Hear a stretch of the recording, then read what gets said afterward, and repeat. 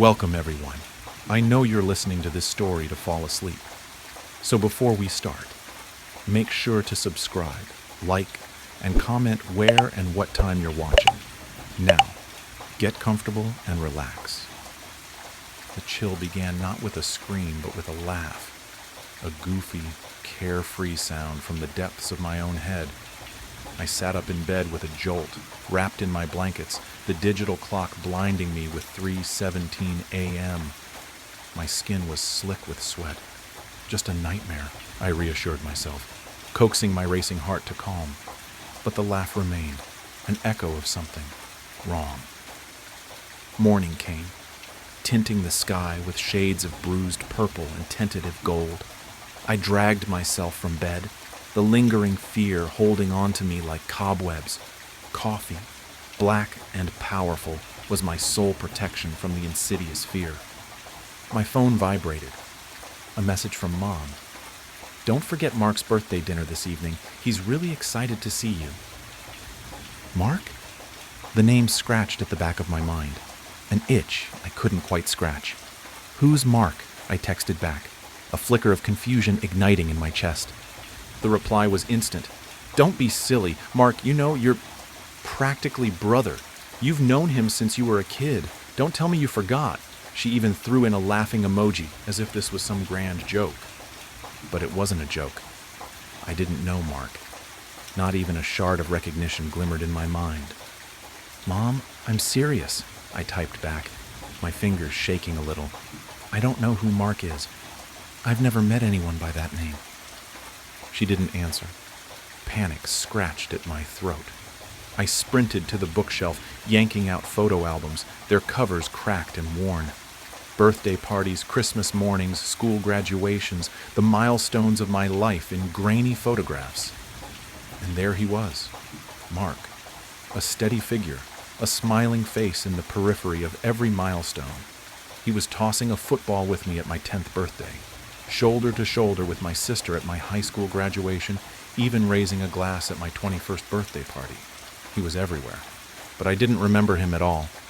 Desperate, I moved. I took my keys, a sense of panic driving me in circles in my mind. My sister, she'll remember, my best friend. They'll recognize that this is not right. My sister Sarah opened the door, smiling brightly. "Hey, Mark's birthday now?" The words struck me as if I had been physically hit. I felt my head reel. "Sarah, who is Mark?" I begged, my voice hoarse with fear. "I've never met him. This doesn't make any sense at all." She looked at me, her smile wavering. "What are you talking about? Mark. He's been here forever. Don't you recall all the summers we spent at his family's lake house? The time he rescued you from the pool when you were going to drown?" I shook my head, my eyes welling up with tears.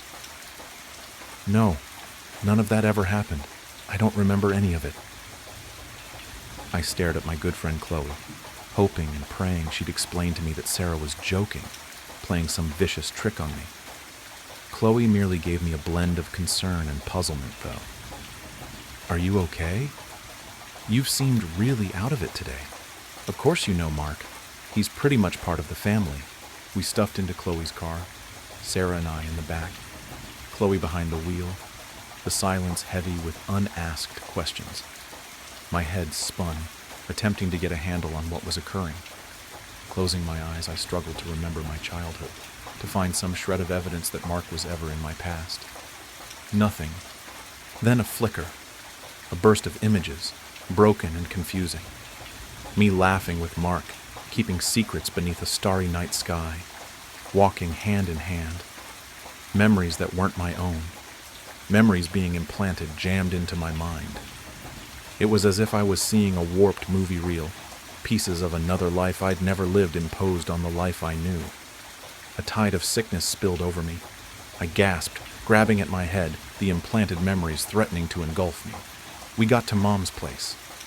I stumbled out of the vehicle, my legs leaden. I needed evidence. I needed to discover something, anything that would validate that I wasn't losing my mind. I rushed to my former bedroom, dodging Mom's cries, and furiously started up my computer. Emails, texts, Facebook. I needed to dig into every digital aspect of my existence for proof that I was not insane. And there it was. Years-old emails from Mark, Facebook messages with those inside jokes, photographs with his name.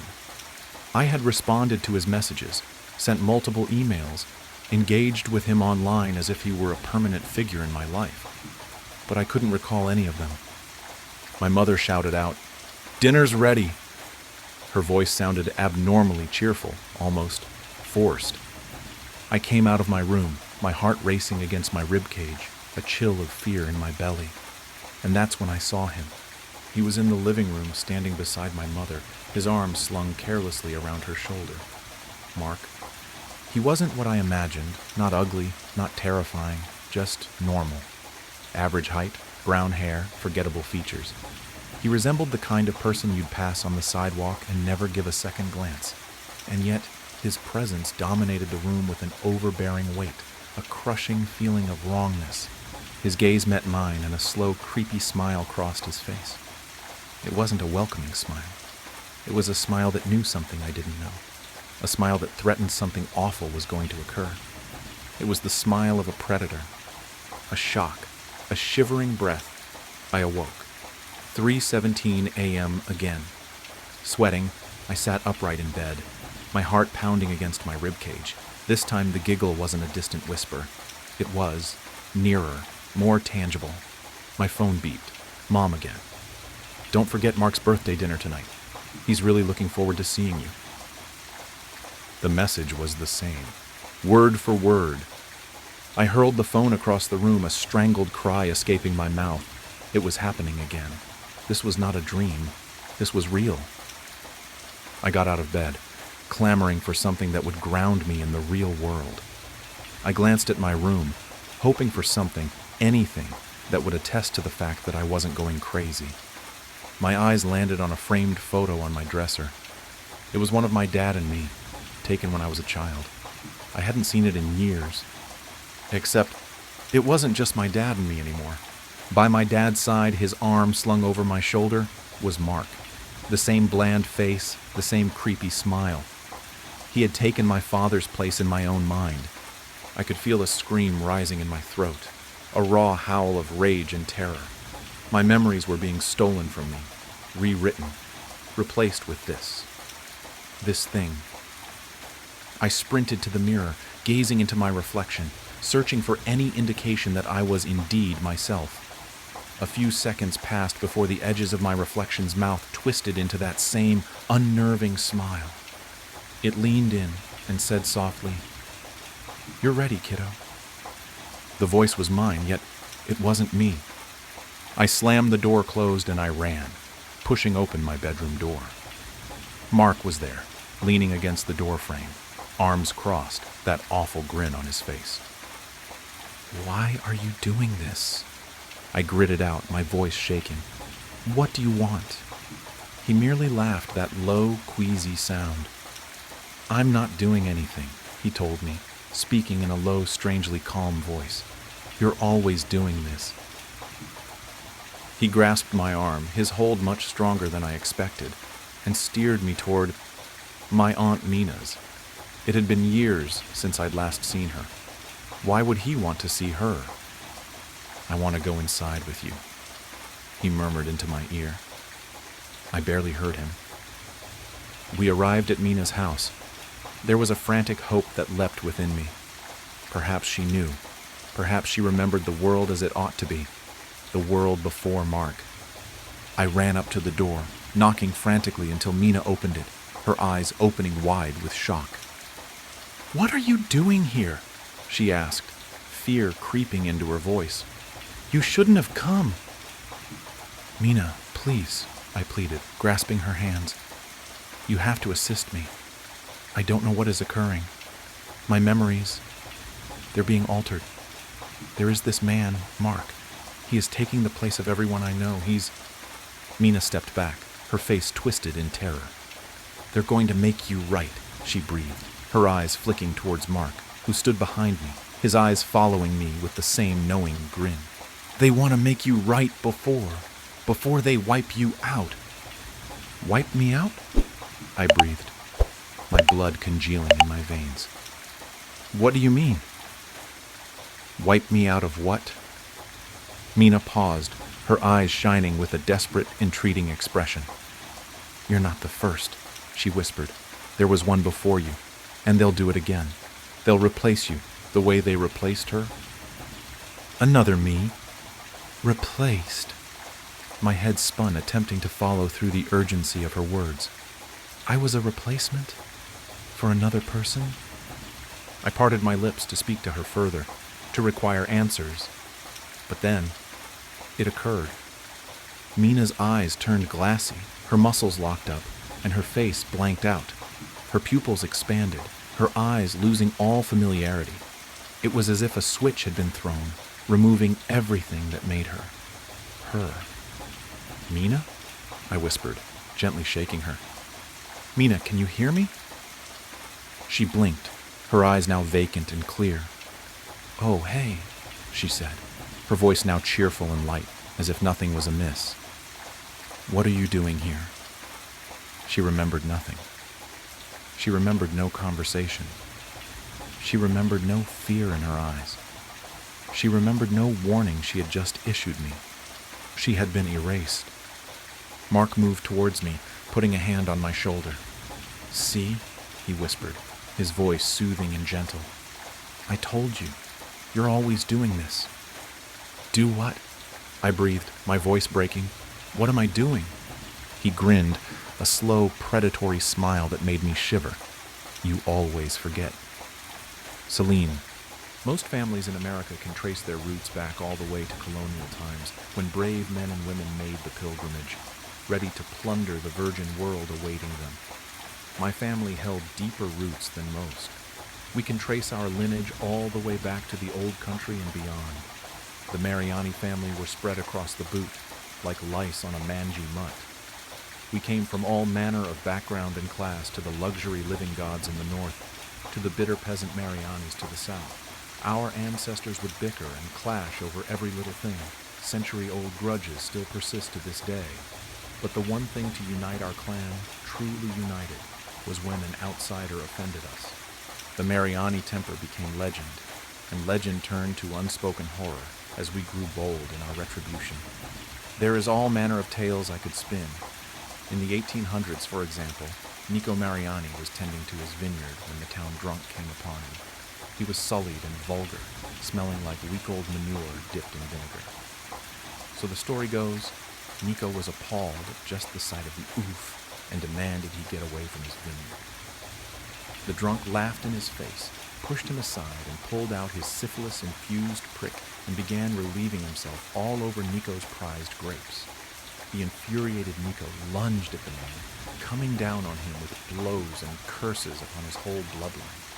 The drunk ran away laughing, urine still pouring down his leg.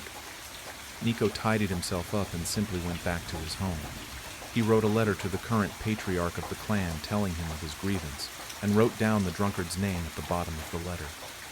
With a sly smile, he sent that letter off, and within a week the drunkard was found. He was entangled in the bushes, thorny roses slitting his dry skin, his eyes bloodshot and full of fear.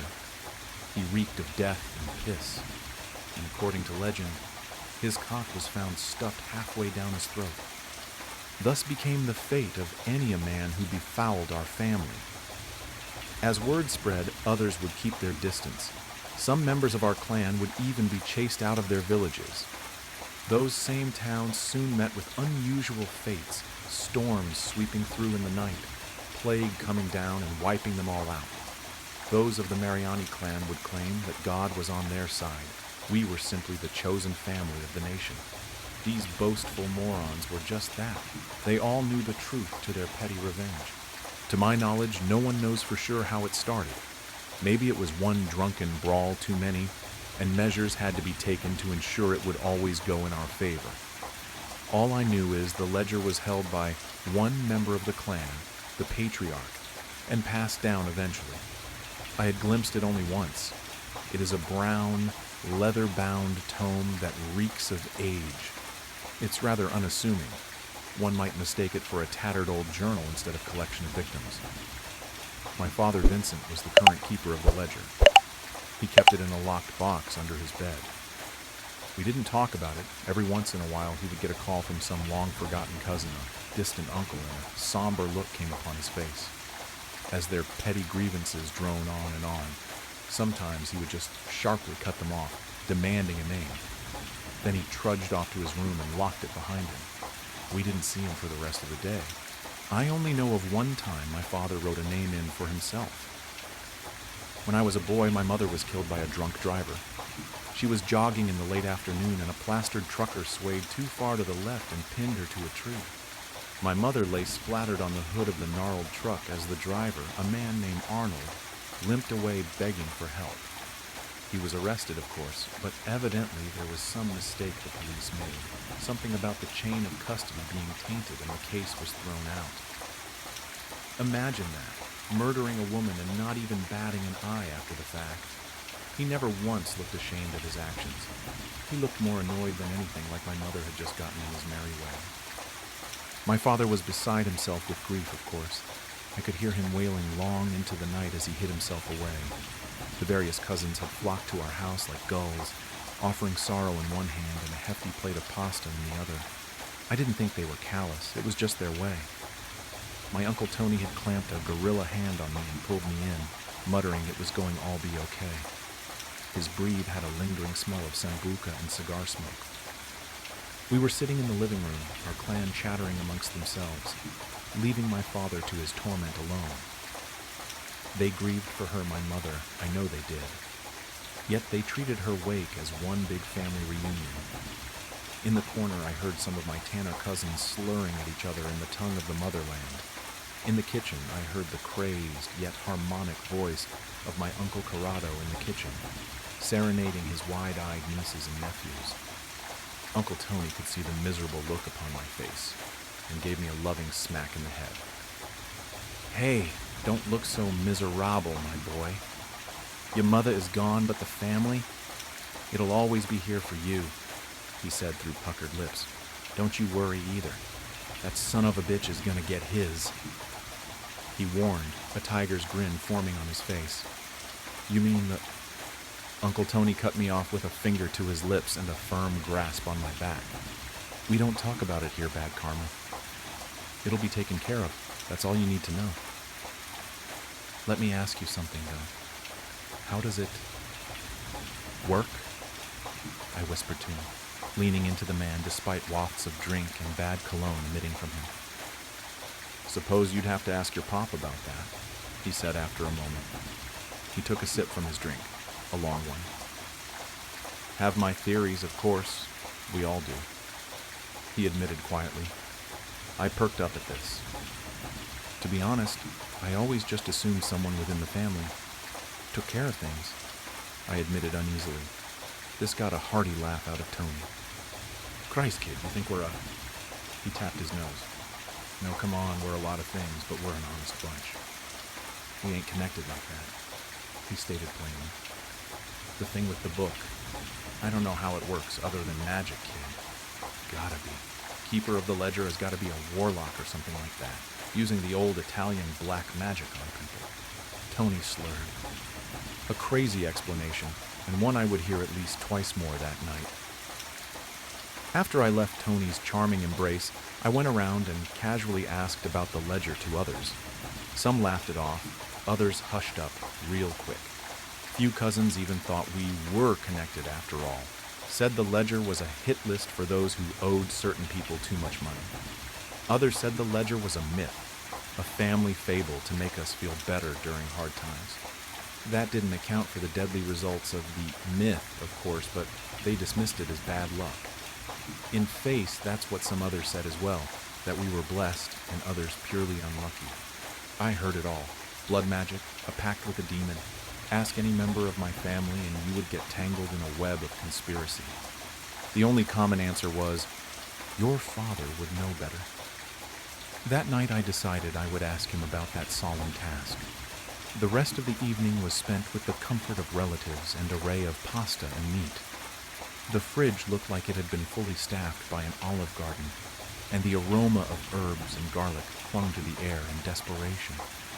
Soon enough I was alone in the house, save my father, who was still holed up in his room. It was a deadly sort of quiet in that house, the kind where you can't bear to be alone with your thoughts. I tiptoed up the winding stairs towards my father's room. Stopping at the top, I called out to him. The silence slapped me in the face. My father's door was shut tight, yet I could see light creeping out from the bottom. I approached the oak wood door with a sudden caution, worried that my father had decided to join my mother wherever she rested. I crept towards the door like an unwanted intruder, and to my surprise it creaked open ever so slightly. Light slashed my face, and I winced at the sudden flash of white lightning. I peeked inside and stood frozen at the impossible sight before me. My father sat on his bed, clutching his silk sheets like his life depended on it. His head, frosty with age yet full of hair, was titled upward. His eyes had seemed to roll back into his head, his ghostly whites looking out into nothing. My father was engulfed, embraced by a massive pair of feathered wings. The feathers shined bright in the dark, like diamonds shooting out the most blinding light imaginable. The angelic wings were attached to a massive yet slender figure kneeling down behind him. It had to be 9 feet tall as is. I couldn't imagine how large it was standing up. It had flowing golden hair, each strand as bright as a 24-carat star. It dangled its arms over my father's shoulders, like it was straddling an old friend. The arms had these circular growths on them, oval-shaped yet glassy. It was only when I saw the being's face did I realize what those growths were. The being had soft eyes, 8 pairs of them on the face.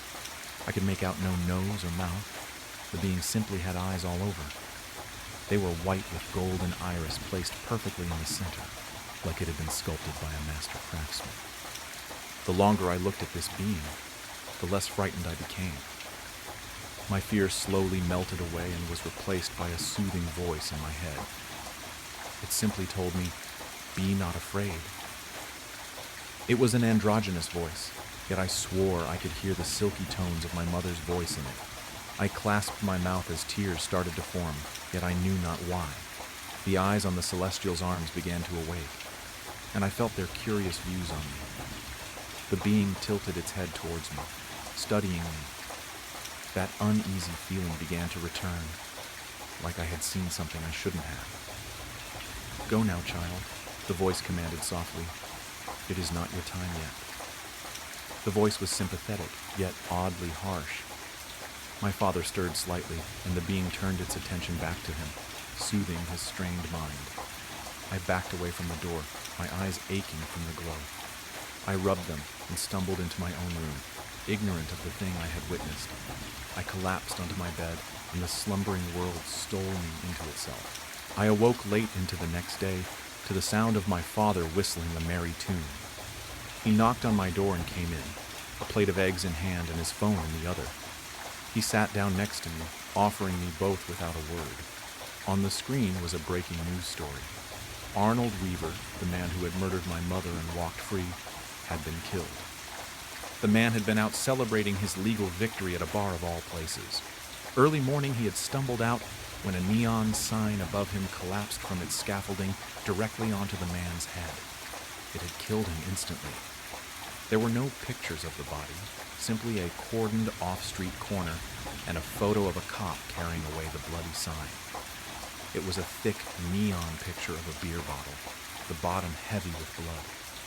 My father looked pleased in spite of himself. I noticed some wrinkles around his eyes, like he had aged 5 years in one night. I asked him if he was tired, brushing past the news. He smiled sadly and said he was. "Using the ledger for yourself takes more out of you than it normally does. But it was worth it," he explained.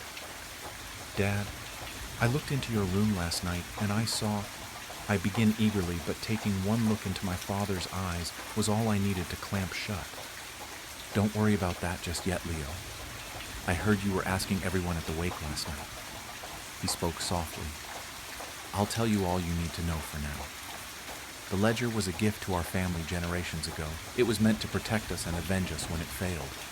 Of course, you've heard some of the things your cousins have asked for. That man at Cousin Sarah's job who got the promotion over her, for example. He scoffed, then winced at the memory. The keeper cannot refuse a request, you see, no matter how abusive the use of its power can be. It takes a part of you every time, Leo. My father died young, as his before, and I'm sure I will as well. There we shall be judged, and I just hope they will look upon us with mercy. He grasped my hands. Do you understand what I'm telling you here? I nodded my head, and to be honest, even now I don't fully grasp it. He accepted my lie, and we went about our days like nothing had happened. This was 6 years ago now, and today is the day I buried my father. It was an aneurysm, or so I'm told. It came for him while he was sleeping. Probably didn't even feel it. We should all be so lucky, my Uncle Tony had said as he gorged himself on wine and pasta. A man pulled me aside during the funeral and explained my father had left me a locked box and a small sum of money as part of his will. He had the box in hand, and I didn't even have to open it. I tucked it away in my coat jacket and thanked the man, who disappeared into the crowd. I felt ill after that and started to leave. An arm caught me as I was out the door. I turned to see my Aunt Rita, her chalky face hidden by a vial of sorrow. She followed me to my car, saying how sorry she was Vincent had passed, and how it was the cherry on top of her week. There was new neighbor at her condo, you see. She was young and taken to partying late into the night. Sometimes it would be 10, even 11 p.m. before the music finally died down. She said she wished Sarah Larson had never moved next door to her. She gave me a cold look as she said that, and a peck on the cheek as she said her goodbyes. I just stood next to my car, a sinking fear in my chest I hadn't felt in 6 years. So now I sit in my room, ledger in hand. I stare at the thousands of names etched into this tome. The paper has become cracked and wrinkly. It reeks of mothballs and dust. I have just finished adding the newest name, and now I wait, I suppose. I await the coming of the being, this guardian that has watched our families squander its power over petty grievances. My father was right in the end. I can only hope we aren't judged too harshly. The world exploded in a shower of glass and screaming metal. One moment, I was driving, the wipers fighting a losing battle against the torrential rain, blurring the already indistinct highway markers. The next, there was a deafening roar, a bone-jarring impact that stole the breath from my lungs, and then silence. An unnerving, absolute silence that should have been filled with the shriek of tearing metal, the shattering of glass, the pained cries of the injured. But there was nothing. Only a suffocating stillness, broken only by the rhythmic thump of my own pulse, a frantic drum against the sudden, unsettling quiet. My head throbbed, a dull ache that pulsed in time with the frantic beating of my heart. I tried to move, to assess the damage, but my limbs felt heavy, unresponsive. Slowly, tentatively, I opened my eyes. The interior of the car was a mangled mess. Twisted metal clawed at the darkness. Shards of glass glittered like malevolent stars scattered across the crushed dashboard. Rain poured in through gaping holes in the roof, slicking the already sodden fabric of my seat. The air smelled metallic, acrid, like blood and burning rubber. Yet I felt nothing. No searing pain, no broken bones, not even a scratch. It was utterly surreal. I should be bleeding, screaming, possibly unconscious.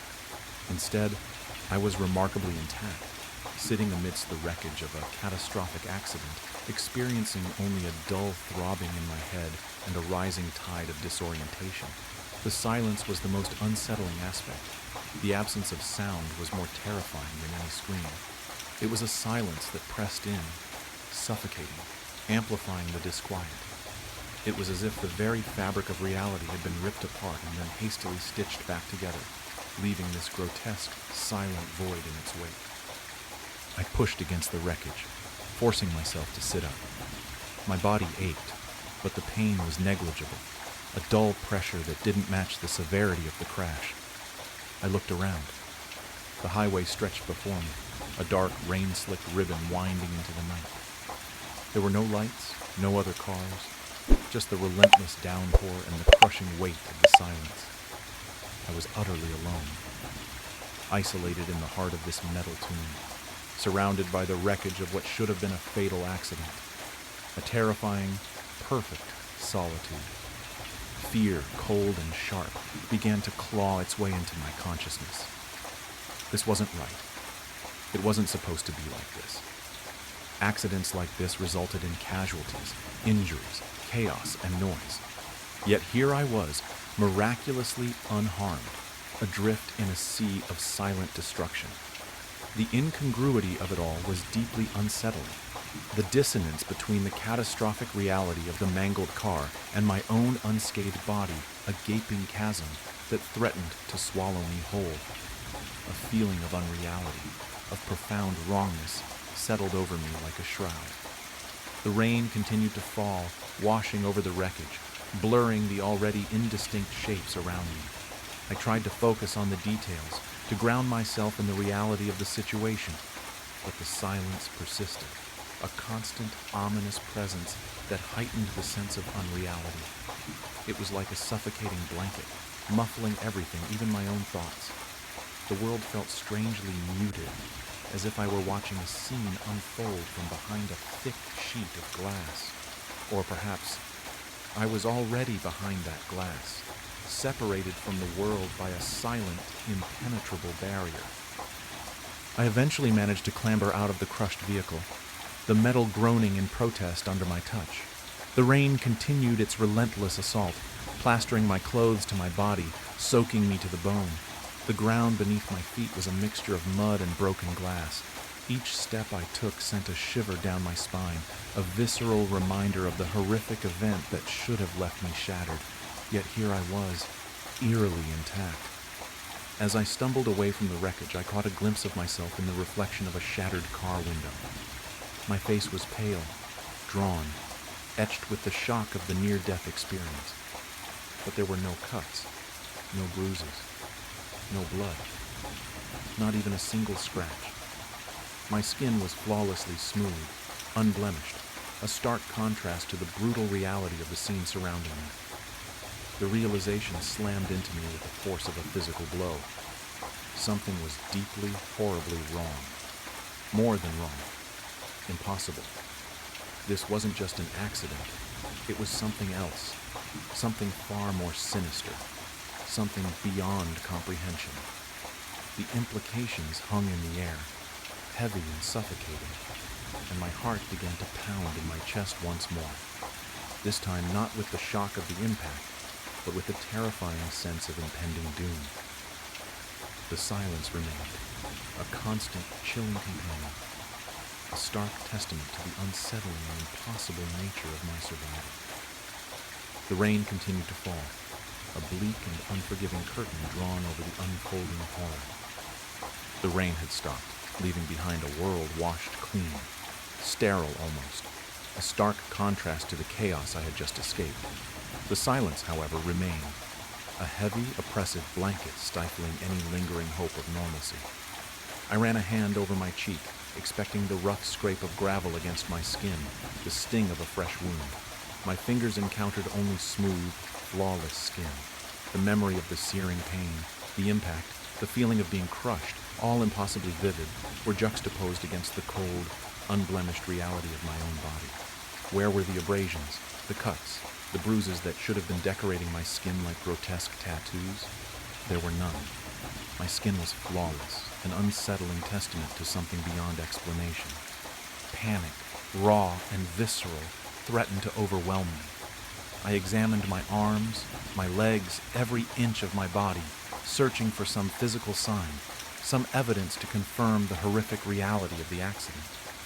But my skin remained strangely pristine, untouched by the carnage I had just survived. It was as if the accident had happened to someone else, a spectral twin, leaving me untouched, an anomaly, a ghost in my own life.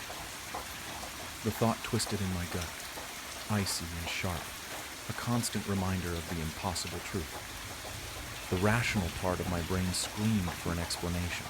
Maybe it was shock. Maybe the rain had washed away any superficial injuries. Maybe I was hallucinating. But the mangled wreckage of the car, the persistent silence, the chilling absence of any physical trauma, all these facts contradicted the possibility of hallucination. This wasn't a dream. This was an impossible reality, a nightmarish paradox that defied all logic. And the silence. Oh, the silence. It was the most terrifying aspect, a constant, chilling presence that amplified every unsettling detail. The rising sun cast a pale, weak light on the scene, revealing the full extent of the devastation. The car was a twisted, mangled mess, a monument to destruction. Yet I stood beside it, unscathed, a living paradox in a world that didn't seem to acknowledge my existence. It was like a cruel joke, a dark comedy played out in the silent aftermath of a catastrophic event. The impossible silence gnawed at my sanity, a constant reminder of my improbable survival. I stumbled towards the nearest road, hoping to find help, to have someone confirm the reality of my situation, or perhaps to help me understand its absurdity. The road was deserted, the emptiness mirrored by the desolate landscape.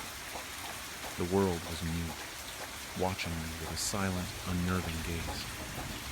Hours have passed, and there was still nothing, or so I thought.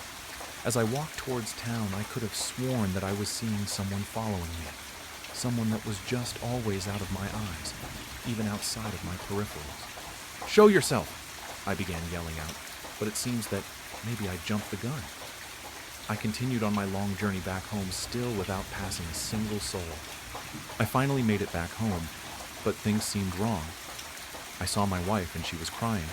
She was sitting down on the couch wiping tears as she was on the phone, and without a moment of hesitation she took off in a hurry. I could not figure out why, though, but there was no use following her on foot, so I just waited. I waited, and waited for hours, watching television and browsing the web until the door opened and my wife came in. But someone was behind her, wrapped up with bandages. I was staring until I finally realized who it was behind my wife. I was looking at me. I don't even know how this is possible, but seeing my own face made me feel lightheaded. A wave of nausea hit me so hard I had to grip the wall before my legs gave out. My vision blurred as I steadied myself, but my eyes stayed locked on the scene unfolding before me. My wife guided me, or whatever it was, into our bedroom, gently laying him down. She stayed by his side for a while, smoothing the sheets, brushing the hair from my forehead, whispering things only meant for me. Then she left. That's when he turned his head. For the first time since the accident, he looked directly at me. My breath hitched as I saw my own reflection in his darkening eyes. No, not darkening, blackening, as if ink was bleeding through them, swallowing the whites whole. "That sure was a close one," I heard my own voice say, though it didn't feel like mine. This body was almost useless, but I'm glad it survived. Get comfortable, because unless you get as lucky as I did, you're going to be stuck like that for a while. What did he mean by that? What was even happening? My head pounded with questions, but I forced the words out. What happened? I wanted answers, but all I got in return was a laugh. My laugh, twisted into something cold and cruel. I saw an opportunity, and I took it. That wasn't an answer. Not really, but something told me I wasn't going to get a better one. My frustration boiled over, my hands clenching into fists, my mind screaming at the impossibility of it all. I slammed my fist into the wall. The drywall cracked. I froze. I could affect my surroundings. Maybe I wasn't some Casper doomed to haunt my own home. Maybe, just maybe, I still had a chance. I followed him for weeks. I watched as he ate my food, used my computer, spent time with my wife. I watched as he walked into my job, smiled at my coworkers, laughed at their jokes. He slipped into my life with sickening ease, and no one, not a single person, questioned it. But something else was happening. At first, it was just flickers at the edge of my vision, little blurs that vanished when I tried to focus on them. Then they became more defined. Shapes, figures, moving in the dark corners of rooms, just out of reach. I thought they were stalking me, but they weren't. They were stalking him, or rather, my body. They wanted what I wanted, what he wanted. They wanted inside my skin. They didn't seem aggressive yet. They reminded me of scavengers circling a dying animal, waiting for their moment to strike. But then I looked at my hands. The fingers, the arms. They weren't solid anymore. They were darkening, losing their form, the same inky black that filled his eyes creeping through me. I was turning into them. I didn't know how long I had, but I knew this. I was running out of time. If I didn't act now, I'd be lost forever. Just another shadow lurking at the edges, waiting for scraps. Number, I would take my body back. The plan was simple. I knew my schedule. I knew his schedule. I also knew that while the normal world couldn't touch me, I could still affect it. The only exception was the thing wearing my body. And I knew one more thing. For something to take over a body, the occupant had to leave first. For me, that had been the accident. That meant there was only one way to force him out. I had to nearly take my own life. If I failed, I'd become one of them. But even if there was only a 1% chance that I could reclaim what was mine, I had to try. I slipped into the car, silent, unseen, and sat in the passenger seat. He drove onto the highway, the speedometer climbing. The city lights blurred past as I steadied my thoughts. I couldn't screw this up. I wouldn't screw this up. The bridge was coming up fast. I reached out. With everything I had, I grabbed the wheel and wrenched it sideways. Tires screeched, horns blared, impact. Metal crunched, glass shattered, and the world erupted into chaos. The car slammed into the ground below in a sickening cacophony of destruction. The smell of burning rubber and gasoline filled the air. My body, his body, slumped over in the driver's seat, blood dripping from nearly every opening on his face. His ink-filled eyes fluttered open, then slowly slid shut. And then everything went black. I am writing this because I don't think anyone else has ever gone through this. No one else has returned to tell the tale. I didn't make it. I failed. As I type, the ink creeps higher, swallowing me inch by inch. Soon, I will lose all sense of self. I will become one of the others. A shadow, a scavenger, a nothing. If anyone reads this, please, don't forget me. Around here, partner, said the grizzled and sunburnt face. Daryl Choi, I said, but it couldn't be. Now that's a name I haven't heard in a long time. The man tipped that face up at me, and I saw his familiar dark eyes clearly under his dusty cowboy hat. You're dead, I blurted. The cowboy stood and drained his sarsaparilla. This outsider bothering you, Smokes? The bartender said, polishing a glass behind the gas station counter, which had been apparently repurposed as a saloon bar. There were still vape cartridges and 5-hour energy drinks on the shelf behind him, gathering dust next to bottles of unlabeled brown liquor and oil lamps. I'm not an outsider, I argued. This is my hometown. I took your niece London to prom, Mr. Jiraki. The bartender narrowed his eyes at me. Name's Ben Wiley Sr. to you, he said, frowning under his huge white handlebar mustache. Now, your money's as good as anyone else's, kid, but after you quench your thirst, you better take that steel horse you rode in on and ride along yonder if you know what's good for you. Yonder? I said. What the hell is going on? This is Massachusetts. Is this a bit? The 5 other cowboys in the gas station, who were all sitting around makeshift tables that had been hammered together from pieces of the holiday station shelving, stopped their card game and glared at me. One of them reached for his sidearm. Daryl clapped his hand around my shoulder. Settle down, boys, he said. This here fella's kin, he just don't know it yet. Sit down, partner, and I'll tell my tale. I just came in to pay for gas. The thingy wasn't working outside, I said. I'm actually late to my mom's memorial service right now. Oh, don't worry about that, son. It's my mom's. Sit down. I sat down. The plastic chair squeaked. Mr. Jiraki brought me a stein of sarsaparilla. Folks round here, you see, We ain't afraid of death no more, Daryl said. He lit his pipe. Red embers lit his dark eyes. I met Death. He's a 10-cent man. Daryl stared through the Holiday Station windows past the gas pump and toward the horizon of Peabridge, Massachusetts. In 2016, Daryl Choi had been crushed to death by a semi on his way home from UMass Amherst. He was the first friend I ever lost. His death had hit me hard. We weren't as close as I was with some of my other friends, but we'd cut class a couple of times to vape by the creek and trade Yu-Gi-Oh cards. I didn't think he could grow facial hair, but he had a lot of it now.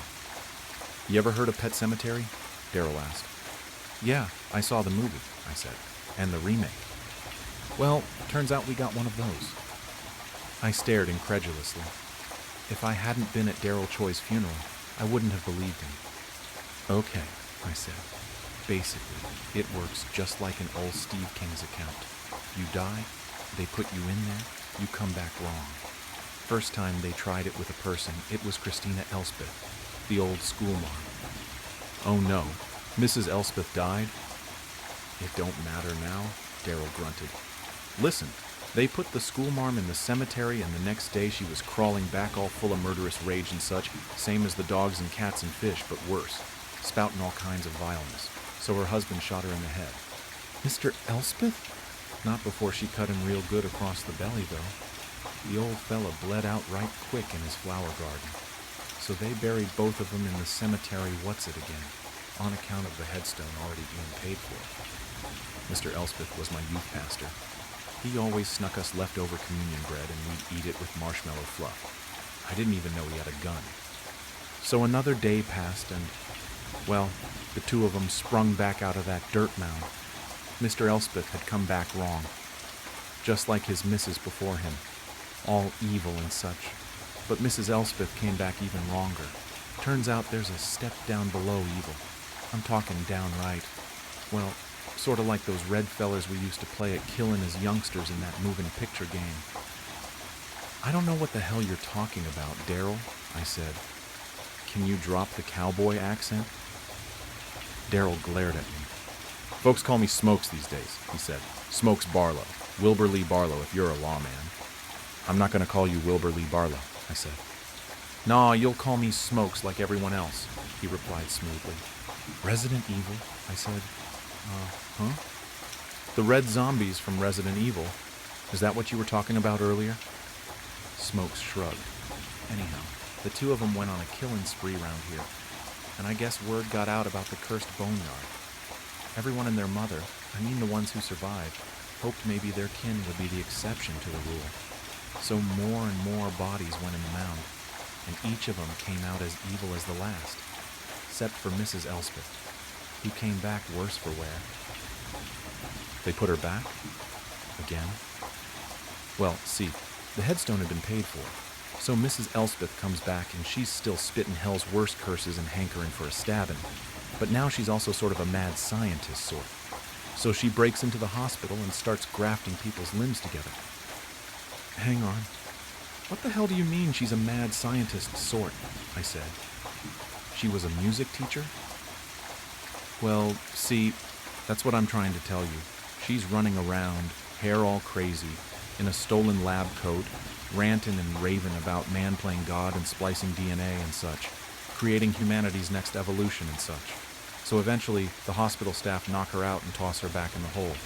Next time she came back, she was a 19th century venture capitalist named Montgomery Prescott III who aimed to turn Peabridge into a factory town.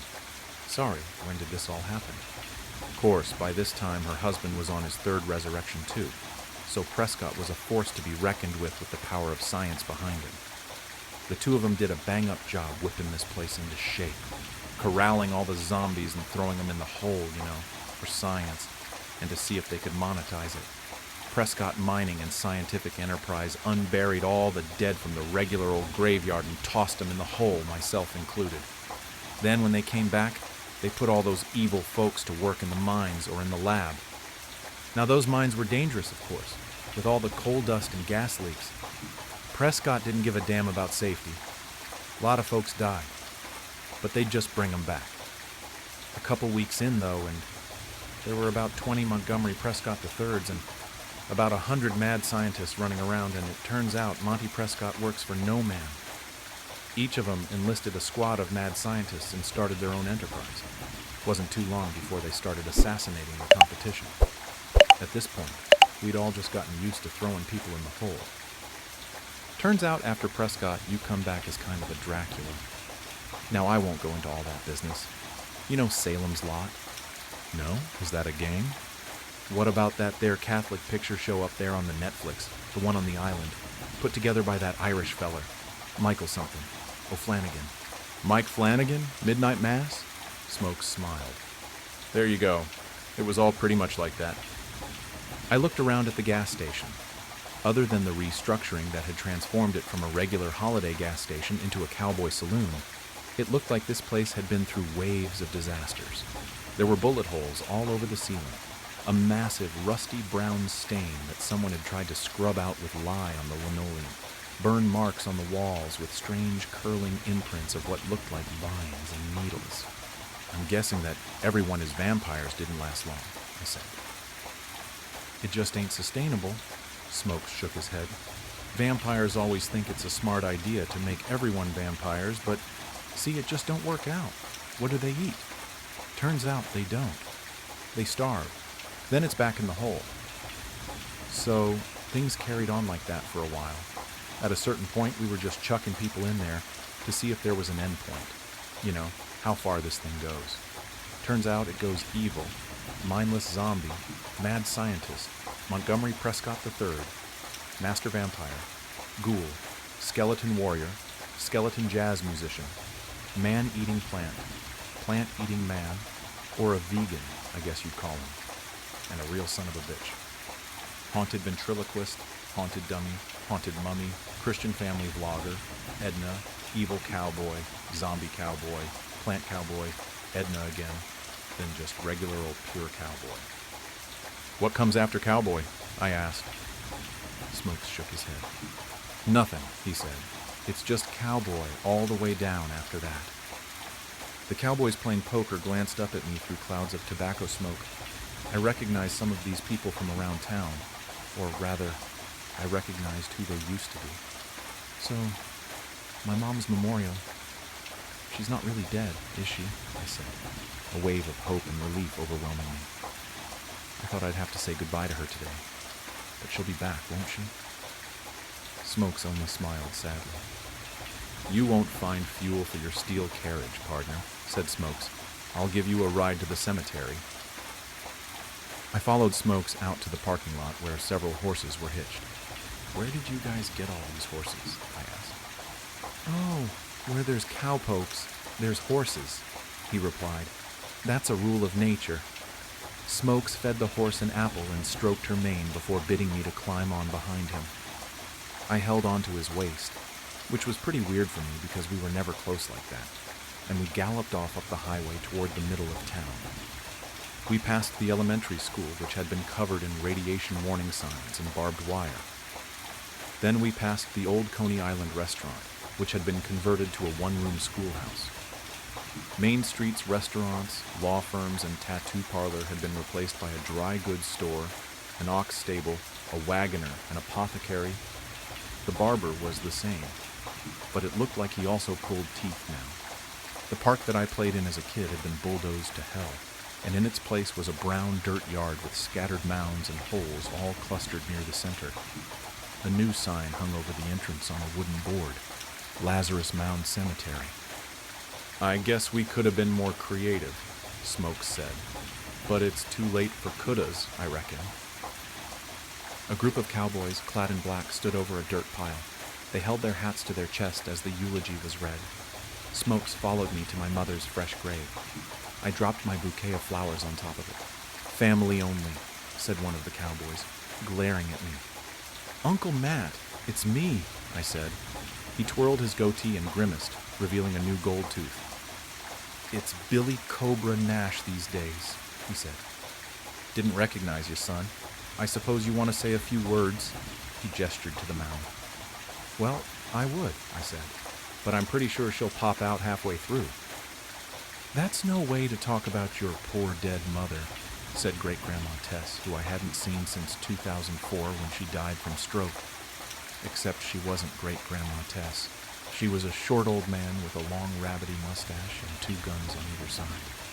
"Let the kid grieve, Slim," said Cobra. The sun set on us. The resurrected cowboy versions of my family members became hungry and bored and set up a small campfire where they heated up coffee and beans and spun some yarns. I asked questions about the cowboy economy and how it could sustain itself in this Massachusetts town that didn't have that many cows, and they responded by cussing me out and telling me to get lost. City boy. I said I couldn't be a city boy because I was from here, and they took away my beans. Finally, after about an hour, there was rustling from the mound. "Here she comes," said Cobra. The dirt shuffled and ran down the side of the mound, a miniature landslide. Finally, a gloved hand emerged. Then an arm, a dirty, dusty head crowned in a cowboy hat, burst from the pile, coughing. "Well, butter my biscuits, if it ain't the cheat, just in time for dinner," said Slim, hands on his hips. My mom, who was now a dirt-covered cowboy named the Cheat, clicked his boots together to dislodge some stones from his spurs. "Howdy. Miss me, fellas," the Cheat rasped, spitting pebbles into the fire. "Mom?" I said. The Cheat looked me over. "They call me Vernon the Cheat Maddox now," my mom said. "Why Maddox?" I asked. "Mom, what was wrong with Nguyen?" "Ain't a cowboy name," said Mom. "A cowboy can't be Vietnamese?" "Listen, kid," said the Cheat, clapping me on the arm. "I've had a long day, and to be frank, I can't abide a city slicker like you before I get my brew. Gotta fill up on beans and coffee or I'll be skinner than a jazz skeleton in 2 shakes of a lamb's tail." I watched my mom walk away toward the fire, greeting the other cowboys like old friends. "It's like she didn't even recognize me," I said, broken. Smokes patted me on the shoulder. "That ain't your mother no more, partner," he said. "Same as I ain't Daryl Choi." "What's the point of raising people from the dead if they're not themselves?" I said. "I reckon you've missed the essential theme of the pet cemetery premise," Smokes said. "The point is, it's a curse, not a blessing. To the living, at least. Mr. Stephen King said sometimes dead is better. And here in Peabridge, we reckon he was right." I heard a metal click. I turned around to see Smokes' shotgun pointed square at my forehead. "Whoa," I said. The cowboys at the fire turned to watch with dim interest, including my own mother. "Daryl, hey, put that away." "Dead is better, but you know what's best? Cowboy," he said. "Cowboy is the best there is." "Best there is," said the cowpokes around the fire in eerie unison. "Wait, wait, wait." There was a bang. My vision filled with red, and then there was nothing. I saw and felt and heard nothing as Smokes watched my limp body fall backwards into the hole. He kicked dirt over me casually. He holstered his weapon. He sat down around the fire next to the others. "How many bullets you got, Smokes?" asked the Cheat through a mouthful of beans. "Not enough to get him all the way through," Smokes replied, lighting his pipe. "But enough to get him past Dracula, for sure." "That's the one you gotta watch out for," the Cheat said. "I'll stand vigil with you, partner." "You go home, Maddox. Wash that dust off. Tend to your herd. Be on the lookout for Edna, word is. She's still at large in places," Smokes said. "She'll come around," said Slim. "They always do." The campfire's embers rose up to the cloudy, dark sky. Smokes leaned back and tipped his hat low over his eyes. "This town's got room for plenty more cowboys," he said.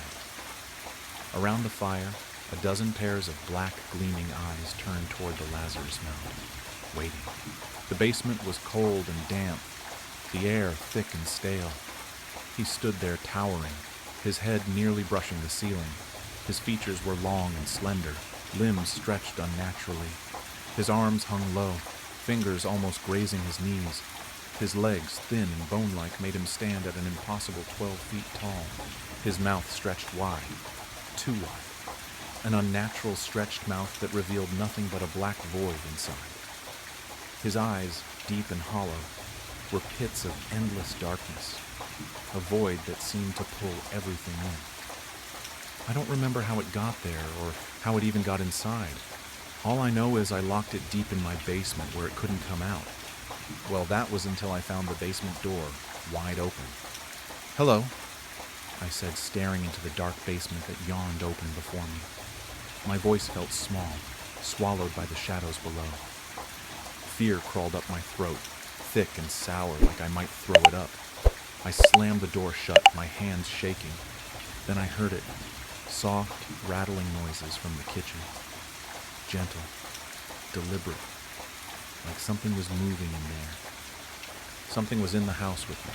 I moved deliberately, each step slow and careful, my breath caught in my throat. I watched my surroundings, making no noise as I crept toward the kitchen.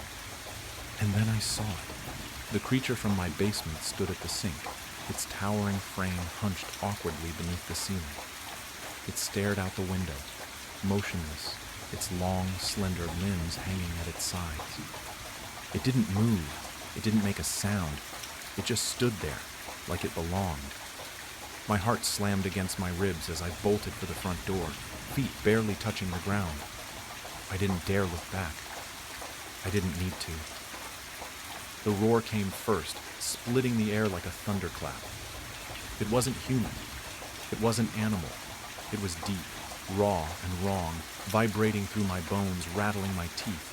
My legs nearly gave out from the sound alone, but fear shoved me forward. I hit the door hard, bursting into the cold night air. My car was just ahead, parked in the driveway. My keys. I needed my keys. My hand dove into my pocket, fingers trembling as I fumbled them out.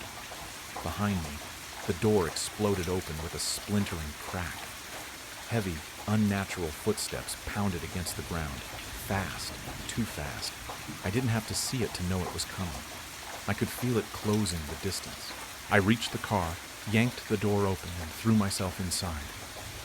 My hands shook so badly the keys slipped from my fingers and hit the floor mat. No, no, no. I grabbed them again, forcing the key into the ignition. The engine sputtered, coughed, the sound of death. The creature lunged from the doorway, its long, bony limbs propelling it forward in a blur of twisted movement. It was nearly to the car.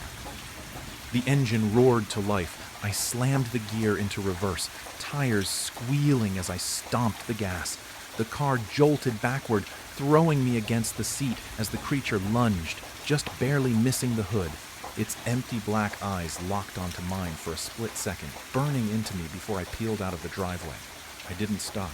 My foot stayed pressed to the floor, the car flying down the long, dark street. The night swallowed everything around me, but I didn't care where I was going, as long as it wasn't back there. Days passed. I barely slept, holed up in a cheap hotel on the edge of town. The room smelled like old cigarettes and stale air, but it didn't matter. It had 4 walls and a locked door. Every night I checked the window, just to be sure. That night was no different. I pulled back the curtain, heart already racing before I even looked. The parking lot below was empty, streetlights flickering weakly against the dark. For a second, I let myself believe I was safe. Then I saw it. Beyond the lot, past the stretch of cracked asphalt and the rusted chain-link fence, the woods began, thick, black trees rising like jagged teeth. And there, just at the edge where the trees met the night, it stood. The tall, twisted figure. It didn't move. It didn't blink. It only stared, watching me from the shadows. It found me. In an instant, I yanked the curtains shut, heart slamming against my ribs. My breath came in quick, shaky bursts. I sprinted to the door, peering through the peephole. Nothing. The hallway outside was empty, still and quiet. I didn't know how fast it was. I didn't know how smart it was. But it found me. Hours crawled by. The TV droned on in the background, some late-night sitcom I wasn't paying attention to. I kept glancing at the window, half expecting to see it again. Then came the knock. It wasn't loud, just a soft, deliberate tapping. My head snapped toward the door, dread sinking like a cold weight in my chest. Who the hell could that be? I slid off the bed, feet hitting the floor. Before I reached the door, I heard it. A voice. "Hello. I need help." Help me. Help me. I need help. Help me. It didn't sound right. It was flat, robotic, like a bad recording played over and over. No emotion, no urgency. I froze, my throat tightened. If you don't leave right now, I'm calling the police, I shouted, voice trembling. The voice didn't stop. Help me. I need help. Open the door. Open the door. Open the door. It wasn't even yelling, just that same lifeless, droning tone. That was the worst part. The calmness, like it wasn't asking, like it was telling. My hands fumbled for my phone. I dialed 911, fingers shaking so hard I almost hit the wrong numbers. The voice stopped. My stomach twisted. It was like it knew. The operator answered. I explained everything. The voice, the knocking, the thing in the woods. My words tumbled out fast, frantic. We'll send someone, they said, but it might take a few hours. A few hours. My heart sank. My hand shook so badly the phone nearly slipped from my ear. I didn't hang up. I didn't move. I just stared at the door, waiting. Out of fear, I asked, Could you just stay on the line until they come? I don't want to be alone. At first, she hesitated. I'm sorry, sir. We can't do that. We have to answer other calls. Please, I cut in, my voice trembling. Please, I don't think I'll make it if I'm alone. There was a pause. I could hear her breathing on the other end. Then, quietly, she said, Okay, I'll stay. Relief washed over me, but it didn't chase the fear away. My eyes stayed locked on the door. Her voice was calm, gentle. My name's Rachel. What's your name? I swallowed hard. It's James. All right, James, I'm here with you. You're not alone. My throat tightened. Thank you. I think it's still out there. Can you still hear the voice? She asked softly. I shook my head even though she couldn't see me. Number? It stopped when I called you, but the way it sounded. I paused, shuddering at the memory. It wasn't normal. It was like robotic, repeating itself over and over. Rachel was quiet for a moment, then said, You're doing great, James. Just stay with me. The officers are on their way. I nodded again, trying to steady my breathing. But deep down, I couldn't shake the feeling that the quiet wasn't a good thing. It felt like the calm before something worse. Rachel's voice came through the phone again, steady but a little more serious. James, who's chasing you? Can you describe them? I opened my mouth, but nothing came out. My throat felt tight, like the words got stuck halfway up. I don't know, I said finally. It wasn't a lie. Not really. It's tall. Really tall. Its arms are too long. Its mouth. My voice trailed off. My mind replayed that black void, the hollow eyes. My stomach twisted. Too long? Rachel asked gently. James, are you saying it's someone wearing a mask or... No, I cut in, my voice cracking. It's not a mask.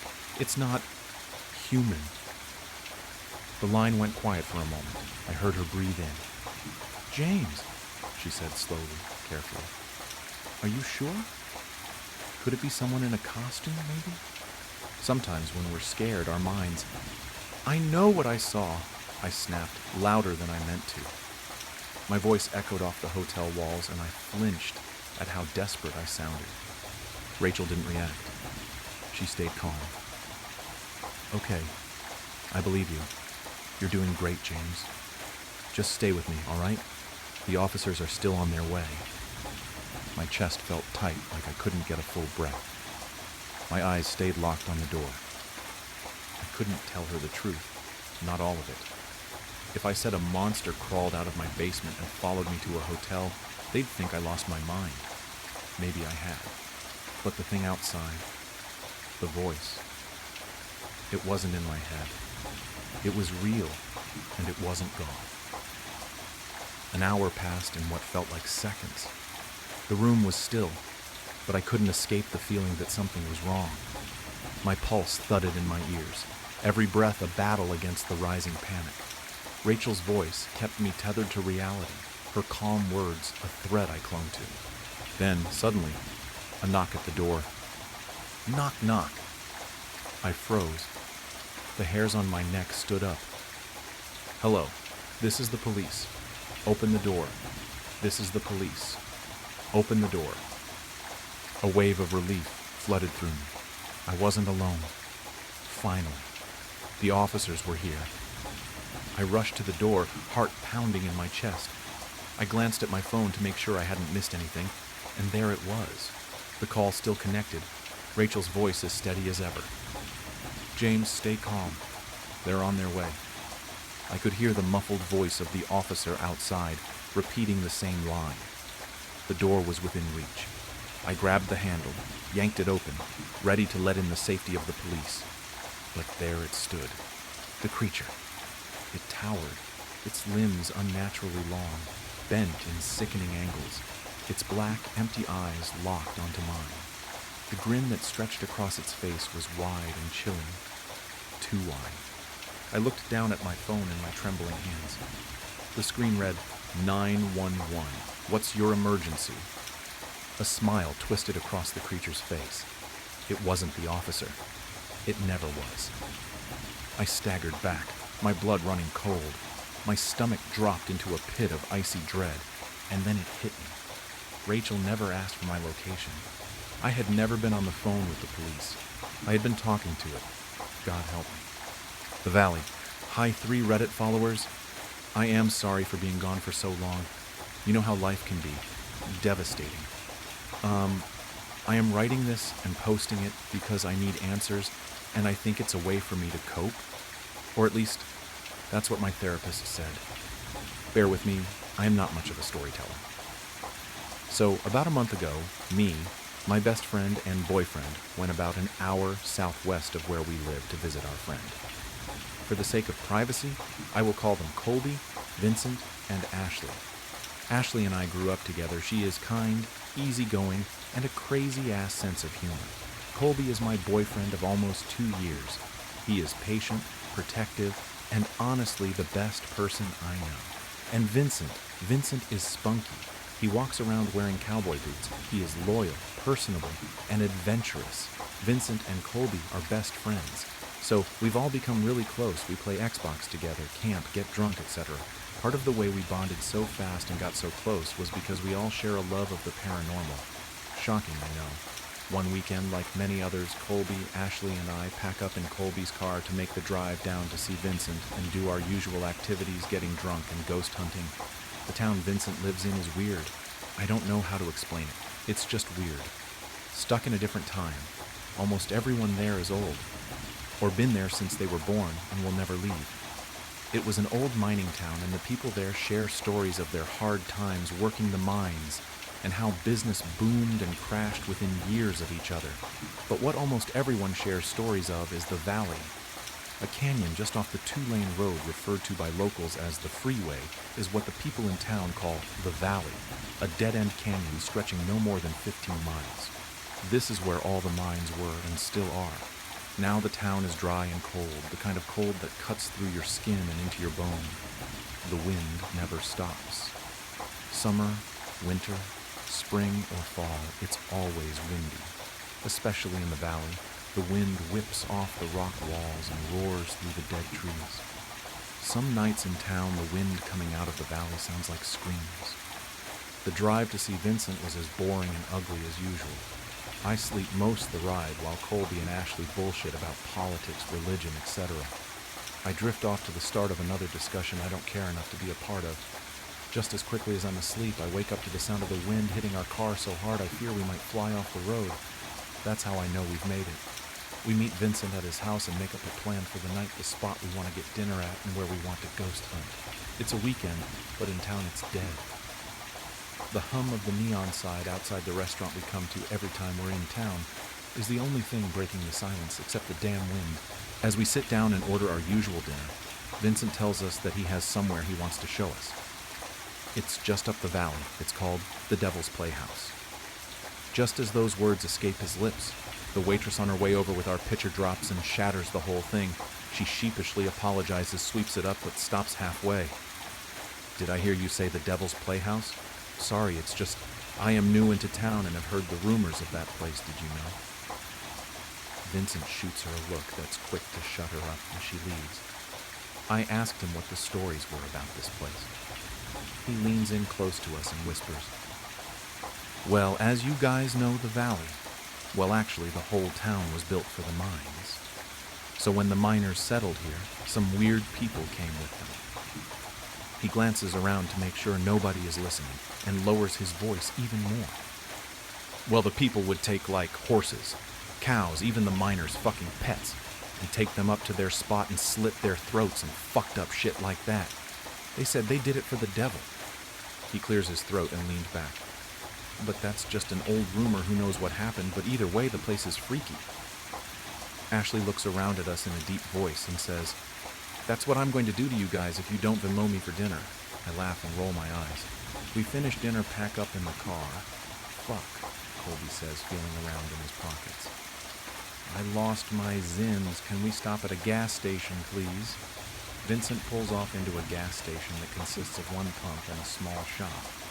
We go inside and I'm browsing around when I see Ashley bump into a tall, lanky, awkward-looking man, knocking the items in his hand to the floor.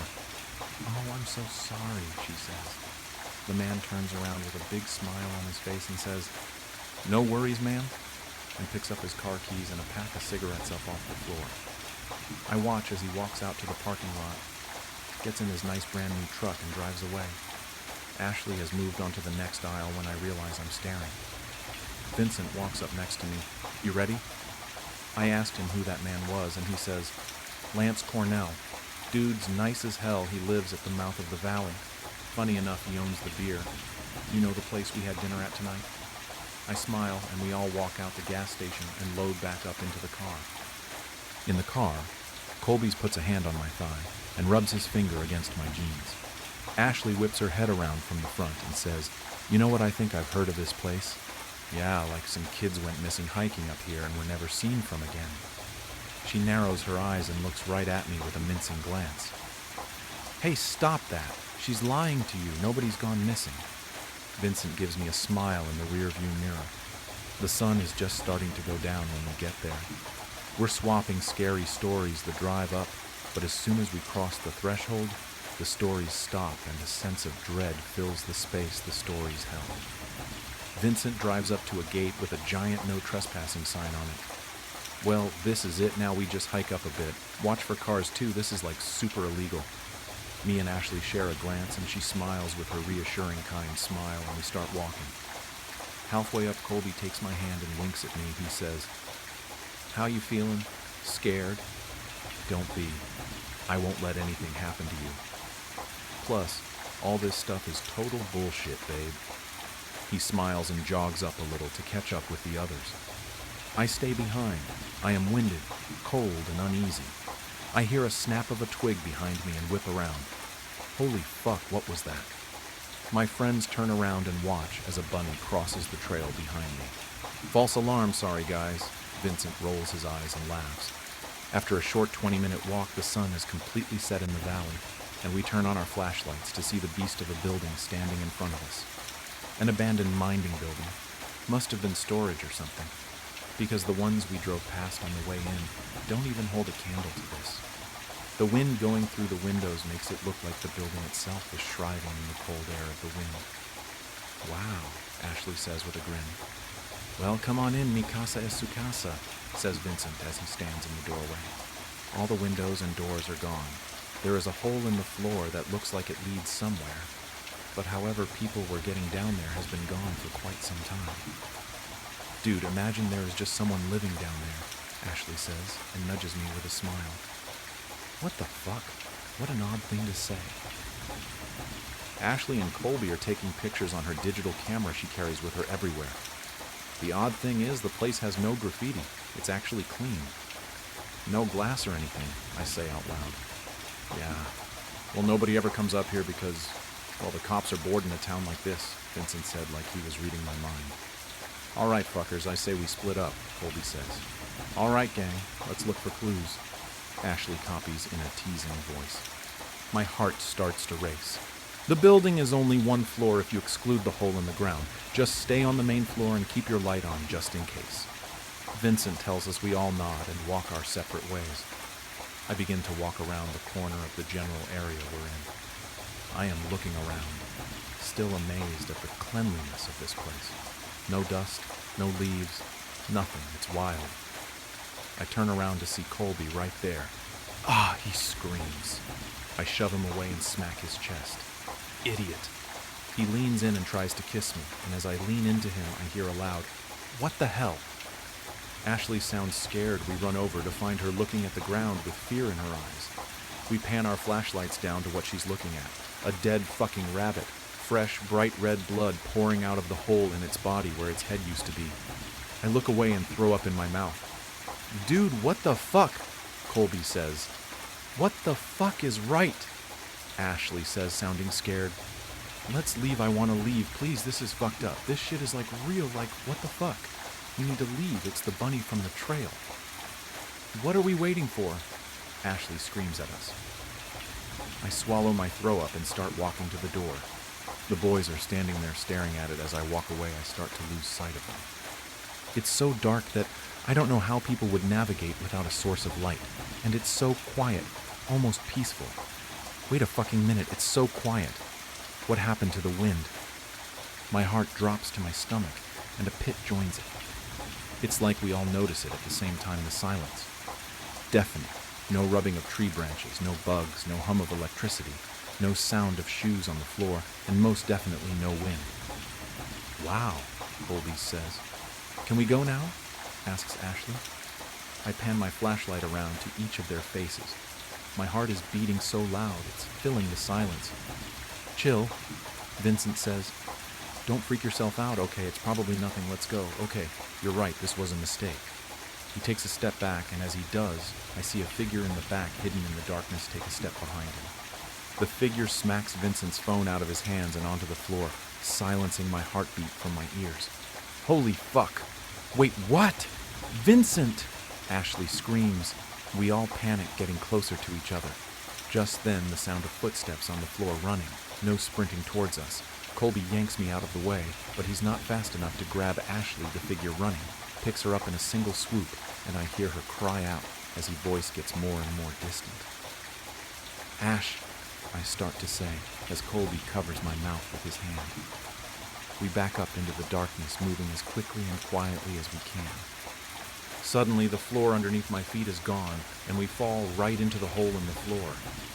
Slamming my head against the cold, damp cement floor, I knock myself unconscious. I wake up to the sound of sobs and screams. It's not dark anymore. The main room of the building is lit by candles burning and surrounding me, us in a circle. We're all tied up, bound by our hands and feet, sitting next to each other. 3 hooded figures stand far enough away. The candlelight isn't showing their face. "What do you fucks want with us?" Colby yells. "You please let us go," begs Ashley.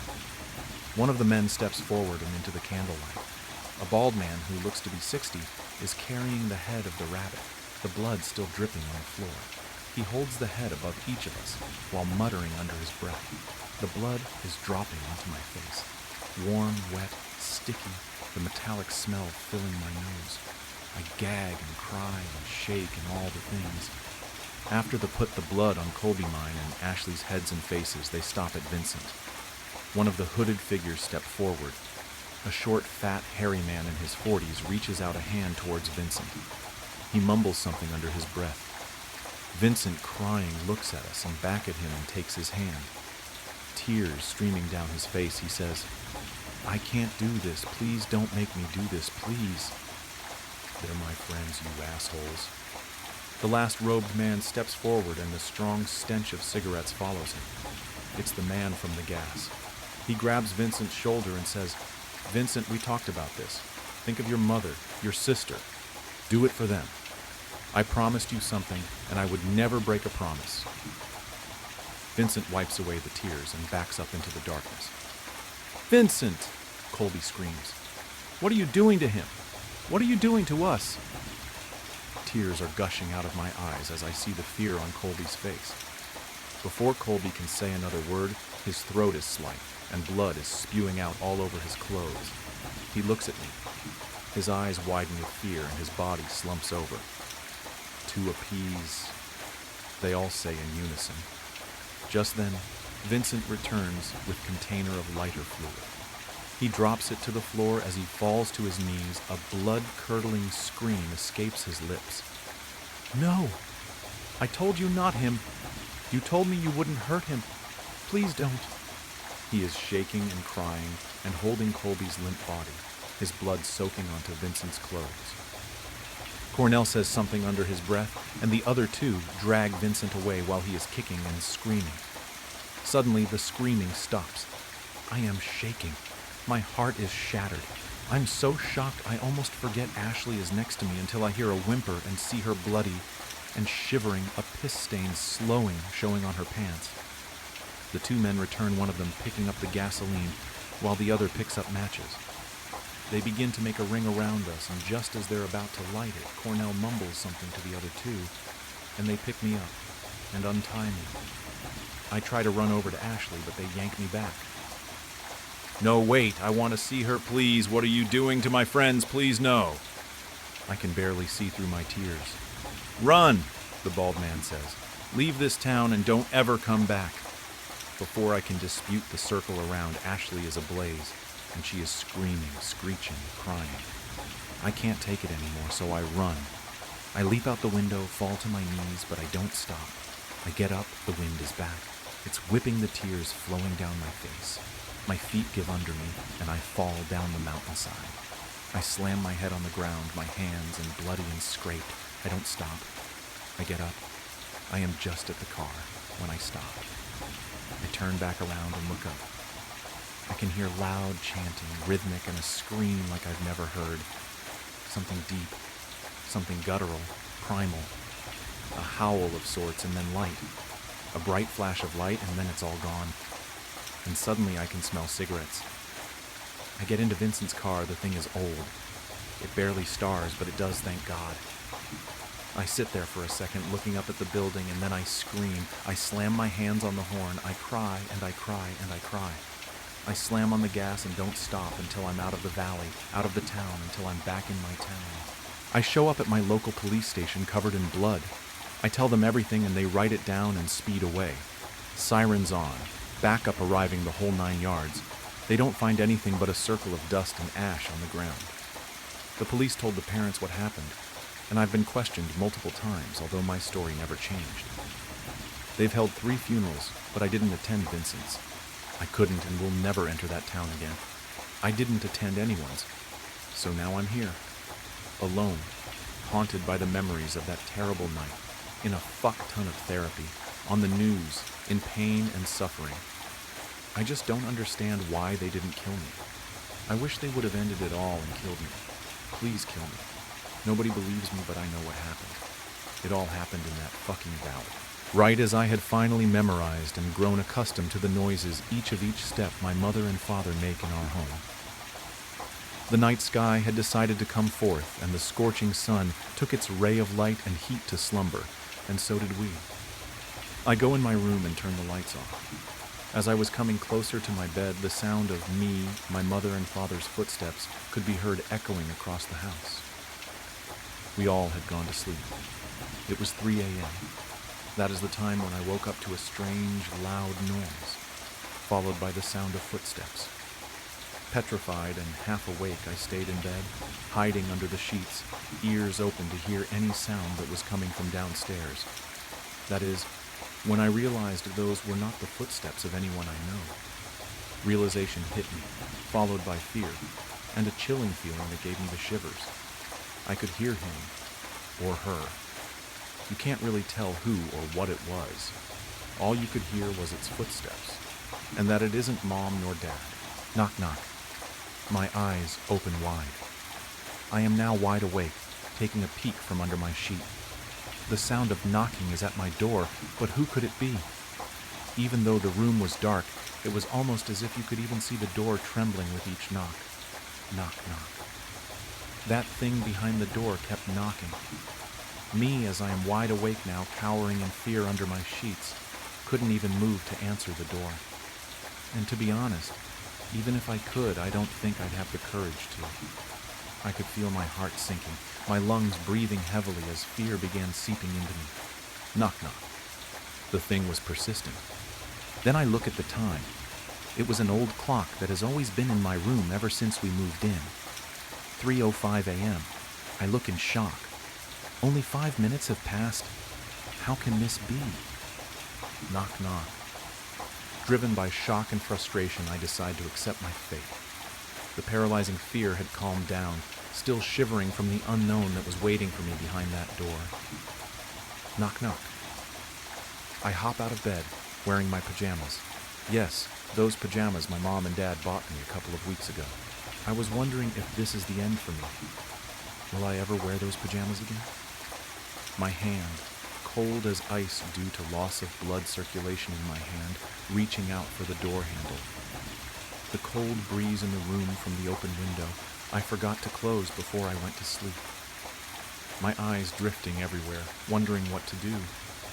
I opened the door, and there it was.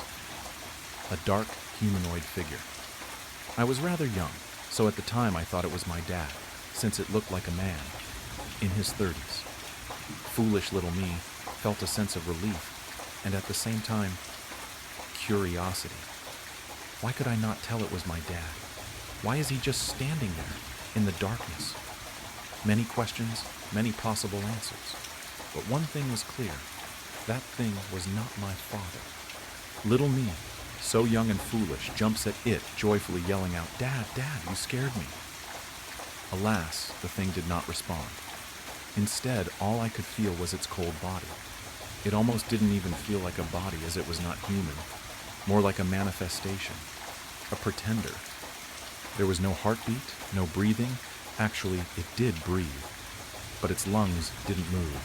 It was as if looking at a deaf person who could breathe and move. Young me at that time had realized that was no human, or at least not one that I was familiar with at my young age.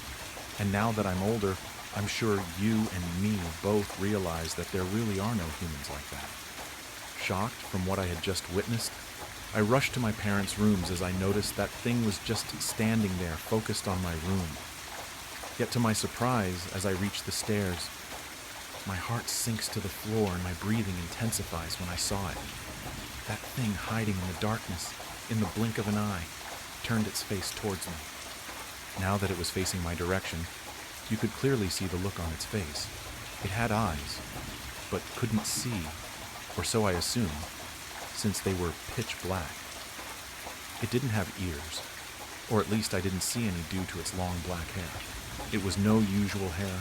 It looked almost like clay. It didn't have the physics of normal hair, almost as if looking at a mangled mannequin. I sprint to my parents' room. I hear the thing let out a deafening roar, sending chill down my spine. Tears begin rolling down my cheeks, but I don't stop. I can't stop. Stop running and who knows what will happen. I could hear it, its footsteps as I ran, this time, however much faster. Little me, with his tiny legs, tried the best he could to outrun it. What used to be unknown just minutes ago was now charging at me in efforts to catch me. Heavy breathing was traversing the air, screams were echoing, growling noises were heard, loud footsteps, tear marks on the ground. One little boy and an unknown trespasser who, for unknown reasons and unknown goals, wanted to catch him. There it was, the door. I could feel the sense of hope, and the numerous times I thought to myself, "I can do it! I'm almost there! Mom, Dad, I'm almost there!" Looking back, the thing was right behind me, glaring at me, growling and reaching out for me. With my last strength I had left, I immediately reached out for the handle, opened the door, and closed myself inside. There I was, lying down on the ground. I could hear that thing again, knocking. I was so tired and so relieved that I outran it that I had forgotten my sole reason for even coming to this room in the first place. As I was lying down, catching my breath, I noticed a musty smell in the room. Something was wrong. My parents' room has never smelled so unpleasantly before. I stood up, brushed all the dust off my so precious pajamas. Although those were the least of my concerns at the moment, because right in front of me were two bodies, deformed to such unrecognizable forms that one would mistake it for a different animal. Unfortunately for me, it was clear that those two were my parents. Knock, knock. The knocking sound was back, this time more aggressive than before. I panicked. What do I do? It's right there. Mom. Dad. Knock, knock. I start quietly sobbing and decide that if my time has arrived, then so be it. Using my last efforts, I put my cold, shaky hand on my mouth in attempts to be quieter.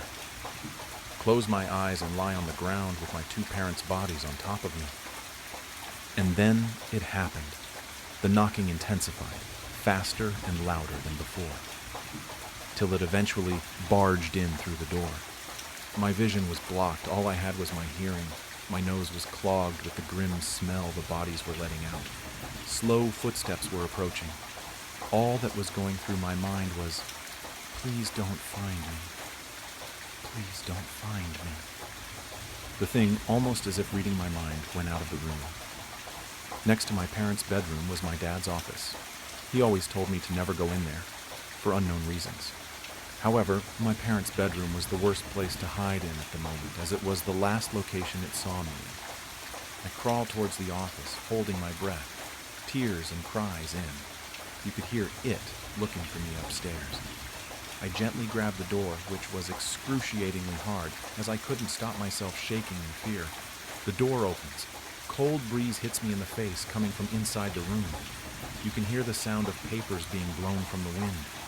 I go inside and use my little strength to push some old small couch to the door, in hopes to somehow block it from entering. Although we all know that would never work with a small couch like that. On my dad's desk, you could see his laptop, papers, the pen he was always writing with whenever I used to come here to tell him that Mom's calling us for dinner. I miss my parents so much. I say, I have to make it out of here. I was very young. You would probably suggest to use the laptop to call for help, but we can't just assume I know the password. At the far right corner, I glimpsed a landline phone, the ones that nowadays would be called ancient. I probably got the emergency number wrong a couple of times due to panicking and being unable to keep my thoughts straight.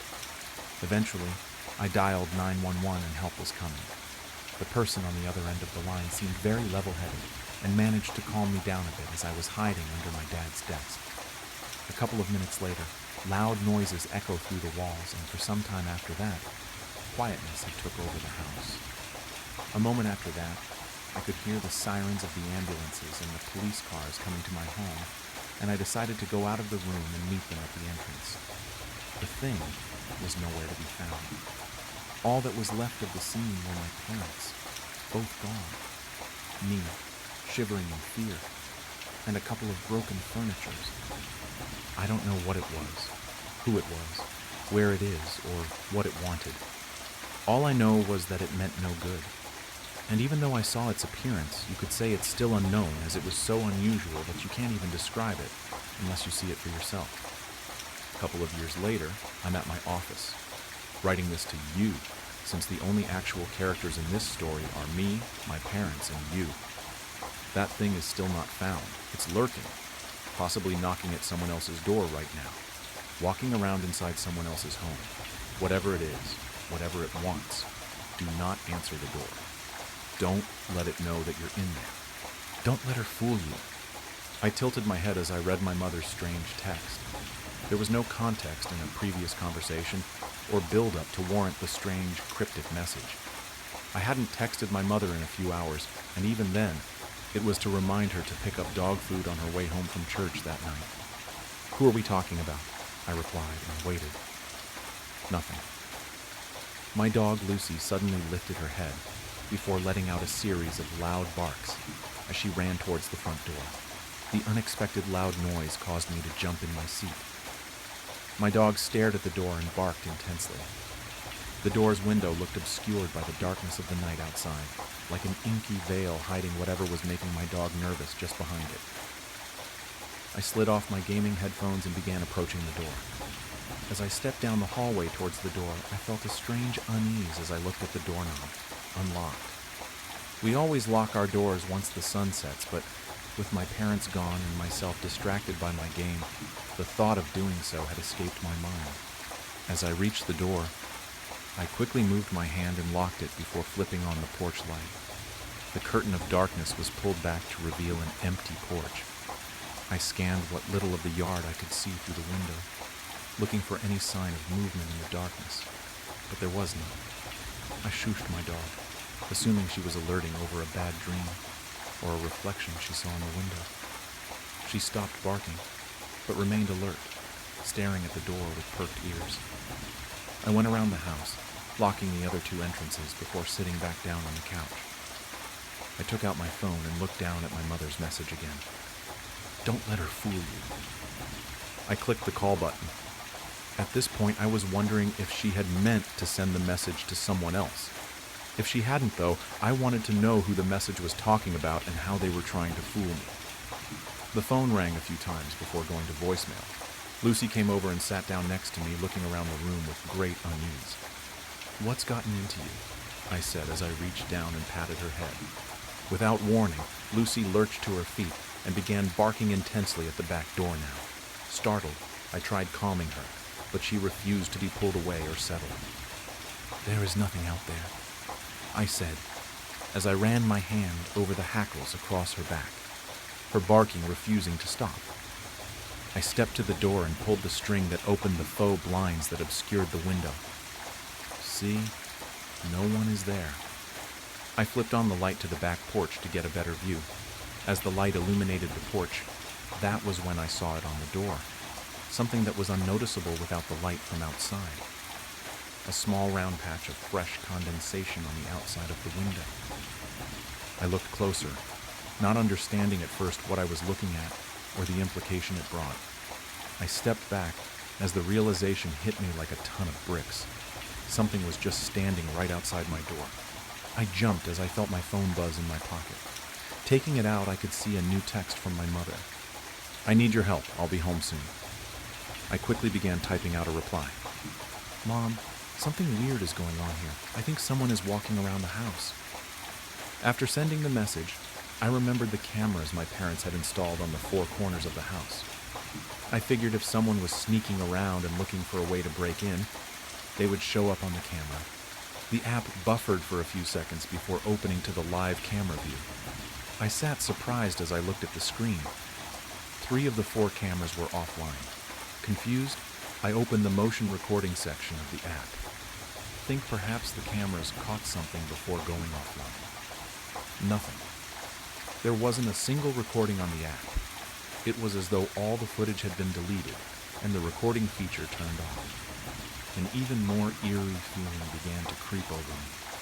I gasped as I backed out to the live camera page. The last camera was now offline. I opened the phone app and hovered my thumb over the keypad, about to dial 911. It could be nothing. Just a dog acting strange, a random server issue with the cameras, and weird airflow causing the wet spot on the window. But I wasn't willing to take that kind of chance. If there was someone out there, then I needed someone here. I had just finished typing in the 3 numbers when a sharp series of knocks rang out from my front door. My heart sank and I flinched as Lucy ran back to the front door, letting out a new flurry of her aggressive barks. I stepped into the hallway and stared at the door. I could see the faint silhouette of a person standing on the porch, but any details were swallowed up by the darkness of the night. As I stared at the figure, I heard a voice coming through the door. "Sweetheart, it's me. Come open the door." The voice sounded familiar, but completely new at the same time. "Who's there?" I called out, taking a few steps down the hallway. "It's your mom, silly. I forgot my keys when I left for the store. I need you to open the door so I can get started on dinner." A cold chill ran down my spine. My mother has a unique voice. Whoever was standing on the other side of the door was trying to replicate it. Certain parts of the cadence were spot on, but little things just felt wrong. "My mother is at church," I called out. "I don't know who you are, but you need to leave now before I call the police." A thick silence filled the air as I waited for a response. I picked up some cosmic brownies at the store. I know they are your favorite. Please come open the door for me. I don't know what disturbed me more in that moment, the way she ignored my threat and kept up the charade, or the fact that she knew my favorite snack. I'm calling the police. You need to get... Thud. The woman stepped up to the door and slammed her fist against it. I could see her better now. The light from inside the house shone through the window and illuminated her rage-filled eyes. Lucy barked more aggressively at the better view of the woman. Lucy was always standoffish to strangers, but the way that was acting was way more aggressive than I had ever seen her before. You will open this door this instant, she yelled, still trying to imitate my mother's voice. I am your mother, and you will do as you're told. As I looked at the woman, a new sense of dread passed over me. The woman was not my mother, but she looked like her. She wore the same hairstyle, her head shape and nose looked the same. She was even wearing an outfit I could have sworn I had seen my own mother wear before. But she wasn't my mother. There were small details. Different ears, eyes slightly too far apart. The woman looked as though her and my mom could do the doppelganger trend together. At a passing glance, you might mistake the two, but I knew my mother. This wasn't her. I hit the call button on my phone and placed it to my ear as I stepped back further from the door, the quiet ringing sound music to my ears. I'm calling the police now, I yelled. Get out of here! Thud. Thud. The woman's fist slammed against the window of the door. Open the damn door! She screamed, no longer hiding behind the imitation. You will listen to your mother, or I'll give you a reason to be afraid. The 911 operator picked up and asked me what the emergency was, her calm, questioning voice feeling inappropriate given the fear I was feeling in that moment. I quickly recited my address as the woman at the door began pounding on the door harder, screaming vile obscenities between calm moments where she would plead for me to open the door in a now shattered impression of the woman that raised me. Please hurry, I pleaded. She is really trying to get in now. Crack. My heart sank as I saw a small crack form around the woman's hand as it slammed against the door. Without leaving another second to pass, I turned and ran. This woman was getting in the house, and I needed to find a place to hide before it was too late.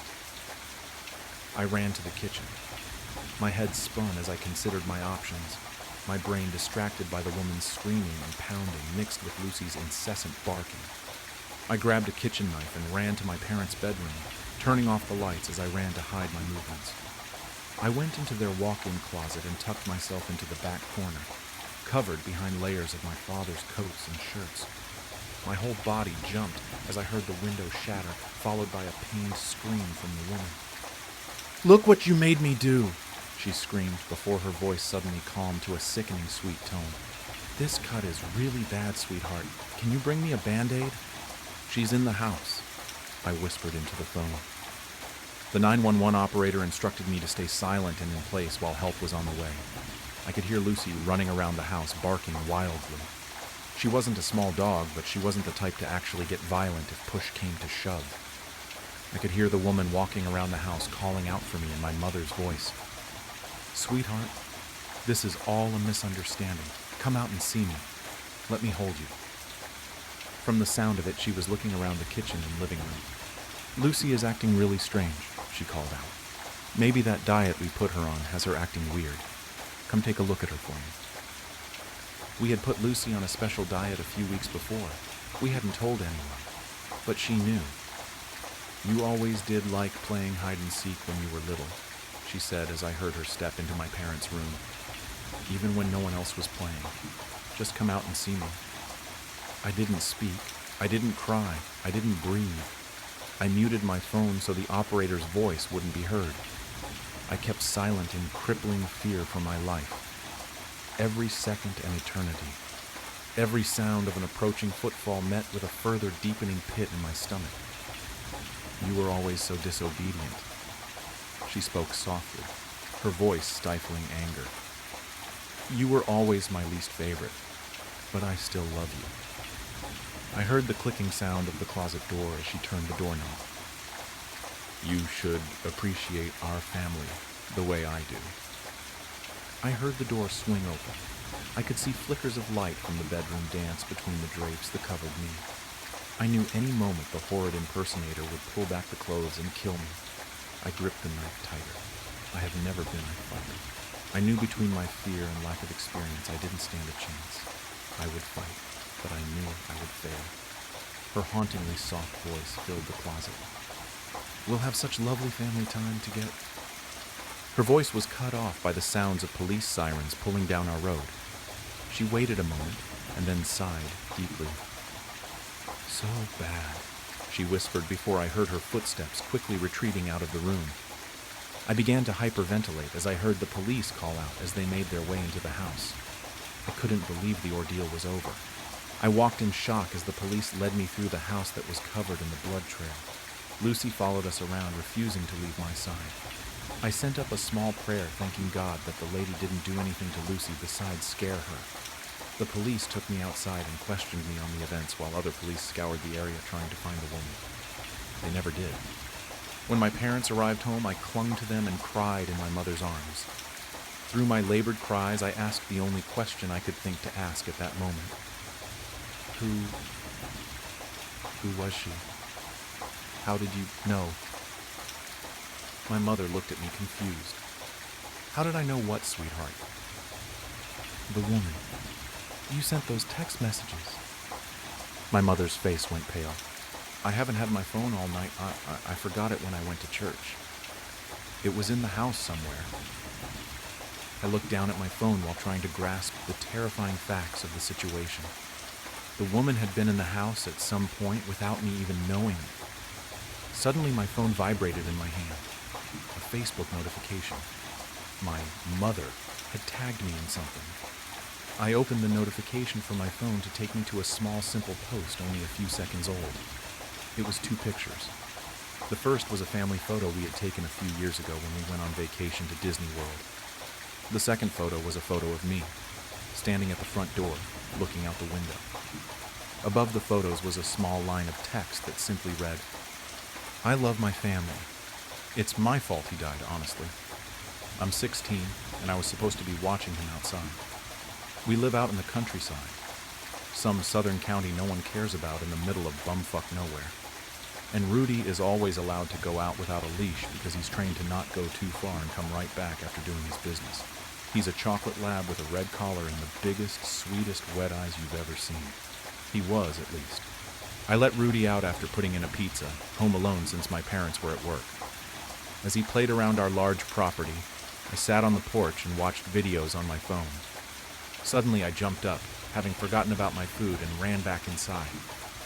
I'd burnt an entire frozen pepperoni pizza, and I was cussing up a storm, taking it out the oven and trying to figure out what I was going to tell my parents so I wouldn't be scolded for wasting food. I forgot about my dog for a while and rummaged through the fridge for something else to eat as the sun went down. That's when I heard the most god-awful sound. Tires screeching on the road at the end of the driveway, a vehicle grinding to a sudden halt, just as the loud, pained yelp of our family's best friend rang out in the humid evening air. I ran out the house, across the lawn, down the drive, and fell to my knees where Rudy was lying on the road with his chest and stomach caved in. The car was gone, speeding down the road, leaving tire tracks and gore over poor Rudy's crushed abdomen. I cried harder than I've ever cried in my entire life as I watched him squirm and whine in agony before finally the light faded from his big brown eyes. Rudy had gone up the drive for no real reason. He usually stuck to the woods around our house, digging up holes or peeing in bushes. He never had interest in exploring the road, and he never once tried. If I had told him to come in already, he would be alive to this day. My parents mourned deeply, and I had the sense they were blaming me as well. A week passed and we tried to move on. But then one evening I went outside to walk around the yard and talk to my friend from school on the phone. We were laughing about something or the other, and I was enjoying the cool breeze on my skin as the sun set overhead, when suddenly I had this weird feeling. The feeling you get when you're being watched. I looked around, then my eyes fell on the driveway, which was surrounded on both sides by trees and curved sort of to the left, so that you couldn't see the road from the front lawn. What I could see, however, several yards away, was a chocolate lab standing still as a statue at the bend, under the shadows of the trees. One with a red collar, tire tracks imprinted on his side, blood-soaked fur, a completely crushed and mangled face, and entrails hanging from his gashed-open stomach. My breath caught in my throat, and I felt like time went to a standstill. My friend asking me if I was still on the phone became white noise as I stared at what seemed like Rudy, and he stared right back, unmoving. We had buried him, far out in the woods where he couldn't be seen from our property, as a reminder of what we lost. He was definitely dead. There was no doubt about that. Was I hallucinating? It was starting to get dark after all. Maybe my imagination was playing tricks. I turned away from the horrible sight as I choked back a sob. I rubbed my eyes, and after taking a deep breath, I looked again. He was gone. I returned to my phone call and quickly went back inside the house, choosing to play it off as my mind fucking with me due to the guilt of Rudy's passing. But things were never the same after that. Since my parents are too busy working to drive me, I catch the bus each morning to school. That means walking all the way down our winding driveway and waiting at the spot Rudy was hit for that yellow bus full of obnoxiously loud teenagers to pull up. Every time I walked down the drive, I felt uneasy. The trees lining the gravel path on both sides blotted out the sun and covered me in shadow. Nature was silent and still, when usually birds were singing and squirrels were skittering up trees. I felt like I wasn't alone. I waited for the bus, and I felt the skin on the back of my neck burn. I turned around and saw him, closer this time. Rudy. His corpse just stood there and watched me. He didn't so much as twitch, blink, or move his tail. I didn't know what to do. He was blocking the way back home, and the house across the street was for sale, meaning the closest neighbor was yards away. An overwhelming sense of fear enveloped me, and I staggered back into the road, expecting him to move at any moment, to lunge at me and attack. After all, if he wasn't some sort of zombie, then what was he? The school bus screeched to a stop, dangerously close to me, and this scared me so bad I screamed and fell back on my ass in the middle of the road. I had been so terrified that I didn't even notice it approaching, and apparently the driver hadn't noticed me until the last minute for some reason. When I got my bearings and stood up, I felt utterly flustered. I looked away from the driver's angry face in the windshield to the driveway, and Rudy had vanished again. When I got on the bus, the driver yelled at me, asking if I had a death wish, and a few of my classmates made fun of me, but I didn't care. I was absolutely terrified. My dog was haunting me, and its presence felt hostile, like it wanted me to suffer the same gruesome fate since I couldn't help it. I wasn't able to focus on class at all that day. When the bus dropped me off that afternoon, I stood and waited until it left, then booked it down the driveway. I felt silly, but at the same time I didn't want to be there long enough to see him again. When I ate dinner with my parents that night, I was distant and moody, and my mom noticed. "I made your favorite dinner, and you're just pushing it around with that glum look on your face," she had said. "Honey, what's wrong?" I told her that I was hallucinating Rudy in his post-mortem form at that. I could tell by the looks on my mom and dad's face that they were intensely uncomfortable at the subject. They had been close to Rudy too. He was an old dog, and they had adopted him just before I was born. Yes, he was that old. I just wish I'd stopped seeing it. I finished my vent with that. After a short moment of silence, Dad grumbled without even looking at me. "Son, you've been watching those freaky movies at night and barely getting any sleep. You can't be surprised you're seeing zombies when you're running on 3 hours of sleep and marathoning every zombie movie ever made." "Your dad's right," Mom agreed when she saw the way my face balled up in frustration. "Plus, you've been sleeping past your alarms and missing the bus almost every day now. I want you to start going to bed earlier and take a break from the horror genre in the meantime, okay?" "Yeah, okay." I thought that maybe they were right. I mean, Dad was definitely exaggerating about the 3 hours of sleep thing, but I probably should lay off the scary shit for a while. I don't think I could stomach it anyway, after what's been happening. Despite me following my parents' advice, things got worse. I heard scratching at the door at night, and the whimpers and whines of a dog. My bedroom is on the first floor and closest to the front door, whereas my parents slept like a log upstairs. Even if my mom wasn't a heavy sleeper, she probably wouldn't be able to hear it over the sound of Dad's booming snores that reverberated through the whole house. I laid there in bed, too scared to get up and check it out. I knew there shouldn't be any dog out there. As far as we knew, no one around us owned dogs. Still, I told myself a neighbor's dog got out and had snuck into our yard so I wouldn't shit myself. Let me tell you right now, I'm not a horror movie protagonist, I'm a coward, and I'm not the type to go investigating. I run and hide, I don't fight. So no, I wasn't going to creep into the kitchen and peek out the window to see what the hell was pawing at our front door. I did not want to see my dead dog again.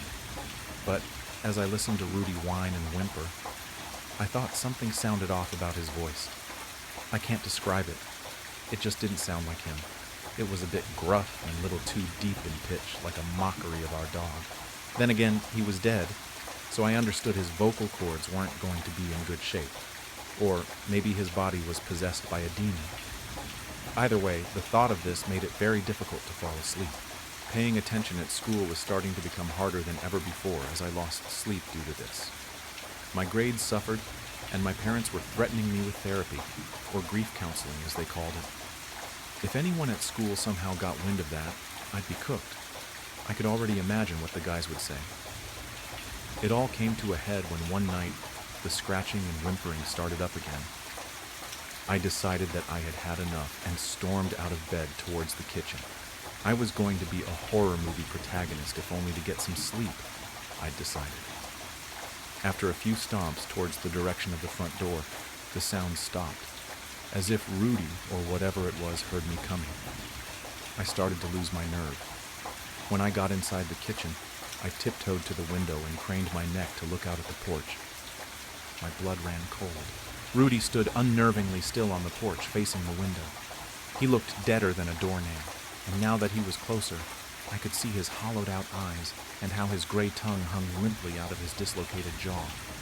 I jumped back and yelled, running upstairs to wake my parents. I could barely formulate a sentence as I shook them awake, sweaty and terrified. Dad led the way, wielding a Louisville Slugger, and Mom and I stayed at the top of the stairs. A phone clutched tight in her hands in case she needed to call the police. We listened tensely as Dad threw open the door, shouting. However, there were no sounds of any altercation to follow it, just some confused mumbling from him. We met him in the kitchen a few minutes later, and he told me there was nothing out there. "What did you say you saw again?" Mom asked me, looking skeptical. "A man?" "No, not a man," I began. "You said he's out there," Dad snapped. "I meant he, as in Rudy." I watched them give each other looks, my face getting hot as I realized how this looked. "Dylan, we all miss Rudy," Mom said with a sigh. "No, it's not like that," I begged. "He's been haunting me. He shows up." "It's your guilty conscience." Dad cut me off, a mix of frustration and concern on his face. "I have nothing to be guilty about. It was an accident." I ran to my room so they wouldn't see me cry. I locked the door behind me, knowing Mom would try to come in. When she tried the doorknob, she groaned. "We're going to talk about this after school tomorrow, and we're taking you to a shrink." I heard their muffled voices complain about me all the way up the stairs. I cried into my pillow like a baby. I just missed my damn dog, and I missed having a good night's sleep and not having my parents think I was going crazy. The next day, I was so tired I felt like I could pass out. I missed the school bus for the millionth time, so Mom once again ran late to work, driving me there. I could tell she was pissed. She was silent the whole time. I went into the office to check in late, and I saw one of the guys sitting there. "What are you doing here late?" Toby, one of my friends, snorted. "You look like shit." "What are you doing out of class?" I asked with irritation as I signed my name onto a clipboard in front of the receptionist, who was always talking to her boyfriend on the school's phone. "Got in trouble," Toby shrugged. "Already?" I looked at him judgmentally for already being sent to the office so early in the school day. "Whatever, man," Toby scoffed. "At least I don't play with dead dogs." "What?" I whirled on him, ready to kick his ass for saying anything negative about Rudy. "Easy." Toby threw his hands up. genuinely surprised by my reaction. If you're so sensitive about it, why does your family keep trying to use him as a prank? I mean, you gotta admit it's weird, dude. Alexis rides your bus and she keeps talking about how your dad keeps putting your dog on the end of the road. What's that about anyways? Is he trying to scare them? Does he think they're kindergartners? What are you talking about? The room felt hot all of a sudden. I was sweating as I tried to connect the dots but couldn't. My dad is at work every day by the time the bus comes, and we buried Rudy in an empty field somewhere. Toby frowned. You know, now that I think about it, I saw your dad once, right? He's this big buff guy. Alexis keeps saying it's a skinny guy with pasty white skin and a black hood. So that wasn't your dad moving Rudy around. Didn't you guys get Rudy stuffed, or what's it called, taxidermied? I stared in silence for a moment as I realized what exactly was going on. What did she see him do? She said today that he came out of the woods and left it there at the end of the driveway. Toby seemed to get nervous as he caught on to how weird the situation was. Then he just smiled as the bus went by.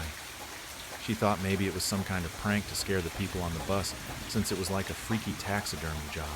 I mean, his guts were hanging out. People don't do that when they get their animals stuffed, though, do they? We never had him stuffed, I cried out. Everything else happened so fast. I harassed the receptionist into allowing me to call my mom, who then called my dad. My mom came by to pick me up, and we went to the house with the police. They searched everywhere and found that Rudy's grave had been dug up and that someone had been hiding under our house. That's where Rudy's body was found. The man had left him under here when he heard me coming and hid himself in there too. Dad never thought to check under there. He had been the one to scratch on the door and mimic the sound of a dog whining and whimpering almost to a T. They found the nut job hiding out in the for sale house across the street. He'd broken in and had been living there for weeks. When he was taken into custody, he admitted he'd been watching us and that he had dug up Rudy, stuffed him himself, but purposely left in gruesome details like an intestine and bits of broken bone, and used his corpse to torment me. When I wasn't looking, he would place Rudy out in the open and hide in the trees, and when I left, he would take him back. Then when I kept getting up late, he would just display Rudy for the kids on the bus and enjoy their understandably freaked reactions. That's why he always seemed so still when I looked at him. It's because he was stuffed. I couldn't believe it. The worst part about it was the fact that the asshole was also responsible for killing Rudy. The police told us that he had laughed as he openly told them that he'd laid dog treats on the road to lure him, got into his car, and ran him over. He hid the car in a field by the empty house, which you could access by a wide trail so that no one would know he was living there. It's how he got around, buying cheap beer and the things he needed to stuff our dog with. He was a mechanic with a weird hobby, apparently, and he'd recently lost his house and had been living in his car before he came all the way out here to squat in that house. And why did he do all this? No reason. Absolutely no reason other than the fact he was fucking psycho and wanted to torture some kid for fun. He was charged for trespassing, harassment, animal abuse, and some other bullshit I can't remember. We moved shortly after because Mom didn't feel comfortable with the fact that asshole knew where we lived. I feel so dumb, thinking Rudy was a ghost or zombie or something like that. I never investigated or stuck around long enough to notice anything amiss. More than anything, I feel angry. I hope that dick has a life full of nothing but misery and misfortune waiting for him. If it weren't for Toby, who knows how long he would have kept it up? Maybe he would have escalated things and tried breaking into our house next to place Rudy in there. He was clearly not dealing with a full deck, if his wild eyes and crooked, creepy grin were anything to go off of. But at least Rudy can finally rest in peace. We buried him again, and this time, Mom and Dad spent the money to place him in a proper pet cemetery. Sometimes I go there and lay treats on his grave. He will always be a good boy to me. Returning from the Amazon was one of the most exhausting and exhilarating experiences of my life. That trip to South America had been the perfect escape from my suffocating routine as a rising attorney in the United States. After years of hard work, I'd secured a solid position at Marston and Associates, and with a recent promotion offer, life finally seemed to be heading in the right direction. But since I returned, something hasn't felt right. It began with a faint itch on my left arm just below the elbow. At first, I thought it was just a mosquito bite, inevitable after weeks in the Amazon rainforest. I didn't pay much attention to it. I applied some ointment, took an antihistamine, and carried on. But the itch wouldn't go away. 2 days later, it worsened. The small red spot on my arm started swelling, throbbing, as if something alive was inside. Every touch felt like fire burning beneath my skin. At the office, the situation became unbearable. I shifted constantly in my chair, unable to focus on anything but the desperate need to scratch. I clawed at my arm under the desk, trying to hide it, but it was no use. The fabric of my blouse rubbed against the irritated skin, amplifying the agony. "Elizabeth, are you okay?" Clara, a coworker, asked. "Just an allergy, nothing serious," I lied, forcing a smile. She raised an eyebrow, clearly skeptical, but didn't press further. I knew I was drawing attention. My boss, Mr. Marston, frequently walked past my desk, watching me out of the corner of his eye. I couldn't let this jeopardize my promotion, but the pain was becoming unbearable. When the workday finally ended, I rushed home. I closed the door to my apartment, dropped my bag, and went straight to the bathroom. I looked in the mirror and rolled up my sleeve. My heart froze. Where there had been a small red mark, there was now a dark swelling with a black, hardened center, like tree bark. The skin around it was cracked, oozing a yellowish liquid with a nauseating smell. It was as if my skin was rotting before my eyes. I grabbed the strongest ointment I had, but as soon as I touched the wound, the pain exploded. I screamed, tears streaming down my face. The next morning, I went straight to the hospital. I wasn't the kind of person to wait until the last minute to seek help. My mother used to say, "Elizabeth, you're so paranoid you'll die of old age because nothing will ever catch you off guard." At the hospital, the doctor examined the wound with a mix of curiosity and discomfort. He called in another doctor, who then called in 2 more. They all stared at my arm like it was a nightmare brought to life. "It's a tropical disease," the doctor said after several long minutes. "We'll run some tests." They sent me home with antibiotics and painkillers, but I knew that wasn't enough. Something was growing inside me. That night, I woke up to excruciating pain. It felt like something was moving under my skin, crawling and digging. I ran to the bathroom mirror and tore off the bandages. The wound was now a deep hole, filled with a gelatinous yellow substance. In the center, something moved. My hands trembled as I grabbed tweezers and inserted them into the hole. When I pulled, something came out. It was a worm. Small, white, but alive. It writhed between the tweezers, and I threw it into the sink, nearly vomiting.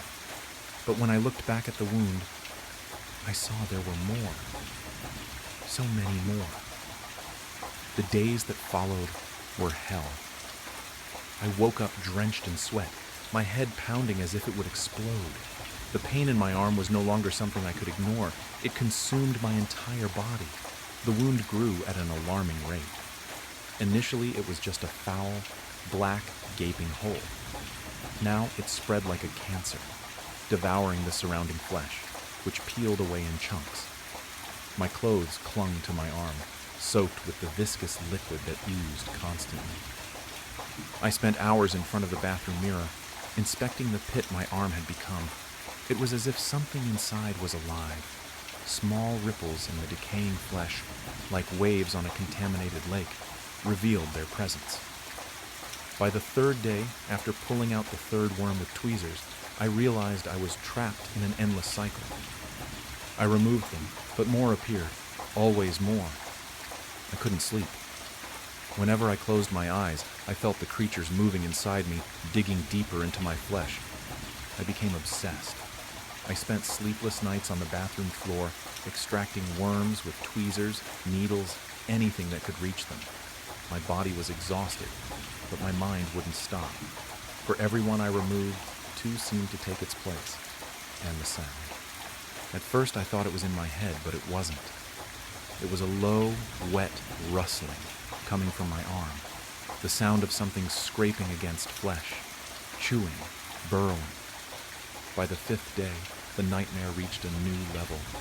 My left hand went numb. I tried to move my fingers, but they wouldn't respond. When I looked at my arm, the swelling had spread. The skin around it was translucent, almost see-through, revealing long white shapes writhing beneath, rivers of larvae flowing through my body. I vomited on the bathroom floor, the stench of bile mixed with the rotting smell of my arm, making the air unbreathable. I knew they were growing, and I knew they wouldn't stop. It felt like a legion of burning needles was piercing my skin, deeper and deeper each time. The wound was growing alarmingly. At first it was just a black, fetid hole in the center of the swelling. Now it spread like cancer, advancing through the surrounding flesh, which was rotting and falling apart in pieces. My clothes started to stick to my arms, soaked with the viscous liquid that kept dripping constantly. The smell was nauseating, a mix of rotten meat and something chemical, acidic, that seemed to burn my nostrils. I spent hours in front of the bathroom mirror, inspecting that hole that had become my arm. It was as if something inside it was moving. Small ripples in the rotting flesh, like waves on an infected lake, showed that they were there. On the 3rd day, after pulling out the 3rd worm with tweezers, I realized I was caught in an endless cycle. I would remove them, but more would appear, always more. I cried out of frustration and disgust. "Get out of me! Get out!" I screamed, my voice hoarse and desperate, but the worms didn't obey. Each night was worse than the last. I couldn't sleep. Every time I closed my eyes, I could feel the creatures moving inside me. The mere thought that they were digging through my flesh kept me awake. I became obsessed. I spent the night sitting on the bathroom floor, pulling out worms with tweezers, a needle, anything I could reach. My body was exhausted, but my mind never stopped. Every time I pulled one out, it seemed like 2 more appeared. I began to hear sounds. At first, I thought it was just in my head, but it wasn't. It was a low rustling noise, like something wet brushing against flesh, gnawing, burrowing. I knew they were growing. On the 5th day, hell reached a new level. My left hand began to tingle. Then, it went numb. I tried to move my fingers, but they wouldn't respond. When I looked at, I start. My skin was greenish and damp, gleaming with a sickly, oily sheen. I called an Uber to take me to the hospital. When the driver stopped in front of the building, I hesitated for a moment. I tried to cover my arm with a cloth to hide the deplorable state it was in, but the fabric quickly became soaked with the yellowish liquid that leaked incessantly. I got in the car, hoping he wouldn't notice. "Good morning," I tried to say, but my voice came out hoarse, almost inaudible. The driver, a middle-aged man with a friendly expression, smiled through the rearview mirror, but his expression changed as soon as the smell reached him. "Are you okay?" he asked, wrinkling his nose and cracking the window a bit. "It's just an infection. I'm going to the hospital." He nodded but kept the windows open throughout the entire ride. I saw him rub his nose several times, and his glance in the rearview mirror was filled with distrust. The smell was getting worse. It was the smell of death. When I finally arrived at the hospital, I staggered through the front door. The people in the waiting room instinctively moved away, some covering their mouths, others wrinkling their faces in disgust.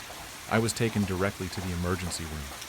The doctor who attended to me was the same as before, but his serious expression indicated that he knew the situation had gotten out of control. He could barely hide his own reaction to the smell.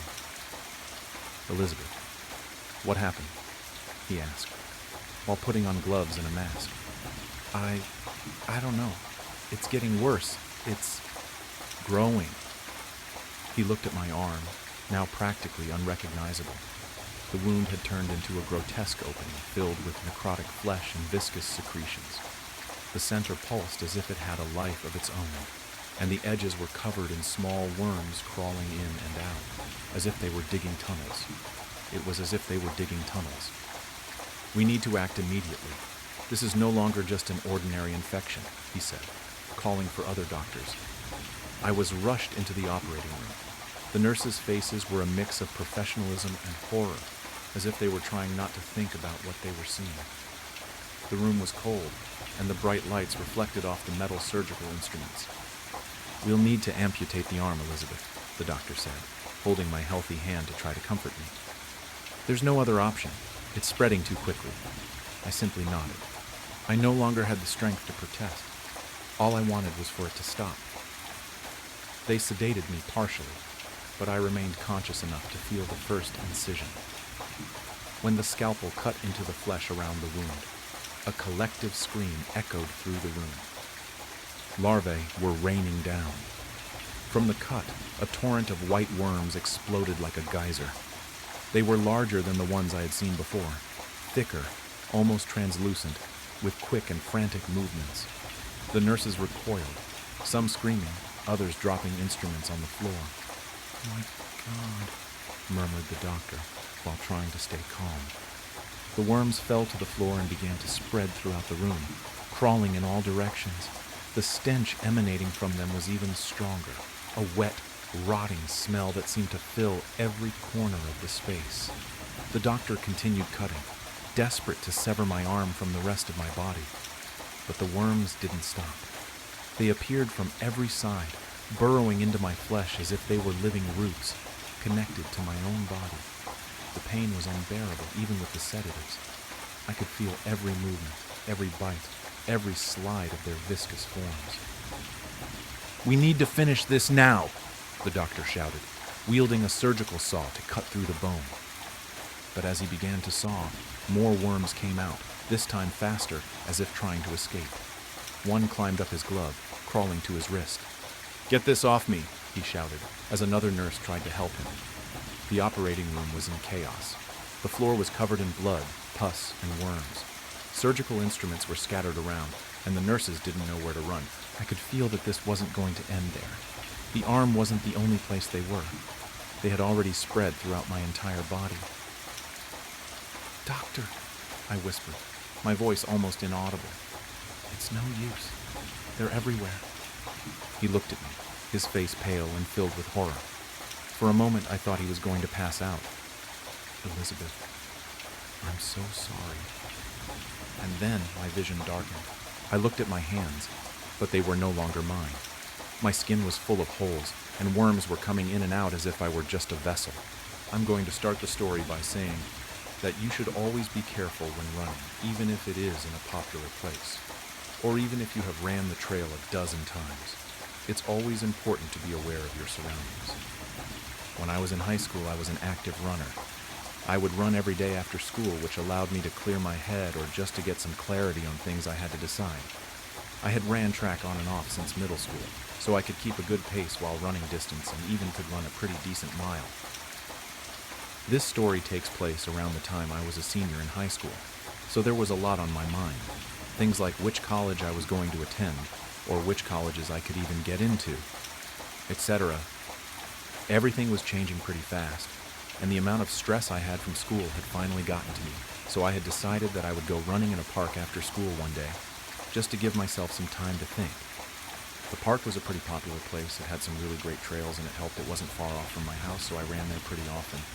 I always had felt safe while running in the park, as I saw lots of people I knew and often always saw someone on the trails. There were some undeveloped areas you could run for some good scenic views, where you could sometimes see deer and other animals. When I had gotten to the park, there were people there, but it wasn't as busy as usual, which didn't bother me, as I had a lot on my mind and needed some time to run and just think. I did all of the things I usually did, like stretch, and got ready to enter the woods. I put my headphones in, and the second I did, I blurred everything else out. I had started up my run with a nice light jog and passed some people and smiled like normal, until there was a man who greeted me with a smile that was extremely unsettling. If I had to describe it, I would say, imaging someone is looking down and they smile with no teeth while bringing their eyes up like in the movie Smile. It was creepy, but I nodded and waved like I normally would. I tried not to pay too much attention to the man and kept running as I was at a public park, and it wasn't unusual to see people. I had maybe ran a few laps around the common park area and kept passing the man in the same area. which struck me as weird as I had ran laps, and not little ones either, like laps that took 5 to 8 minutes. Every time I would pass, I would politely nod and keep running. After a while, though, I started to think more and more about the situation. I began wondering why the man hadn't moved much from the original area I saw him in. At this point, I started seeing less and less people on the main trails, and it became later in the afternoon. The sun was covering in the clouds, and although it hadn't set, it was getting darker and gloomy as if a storm were coming. It was late April, so it was hot and rainy pretty frequently, and I decided that I would run a little bit longer until it started to rain, then I would head back to my car. I ran past the main parking lot and noticed that my car was the only car parked in the lot, so I knew I was alone and figured everyone knew the rain was coming and decided to leave. I ran toward the entrance and re-entered the running paths, passing the original place I had saw the man, and he was gone. I slowed down, catching my breath, and walked slightly for a few minutes, deeper and deeper in the trail. I was gathering my thoughts when I felt the feeling of being watched. I took my headphones out, and when I did, the park was silent. Scary. Silent. You couldn't hear trees blowing in the wind or cars from the main road. You could only hear the sound of my breath and the music blasting from my headphones. I looked around and didn't notice anything, so I kept walking, this time remaining vigilant as I couldn't shake the feeling that I was being watched. As I was walking, I had my head down, and when I brought it up, I noticed the man from earlier walking in my direction, except this time, he wasn't smiling.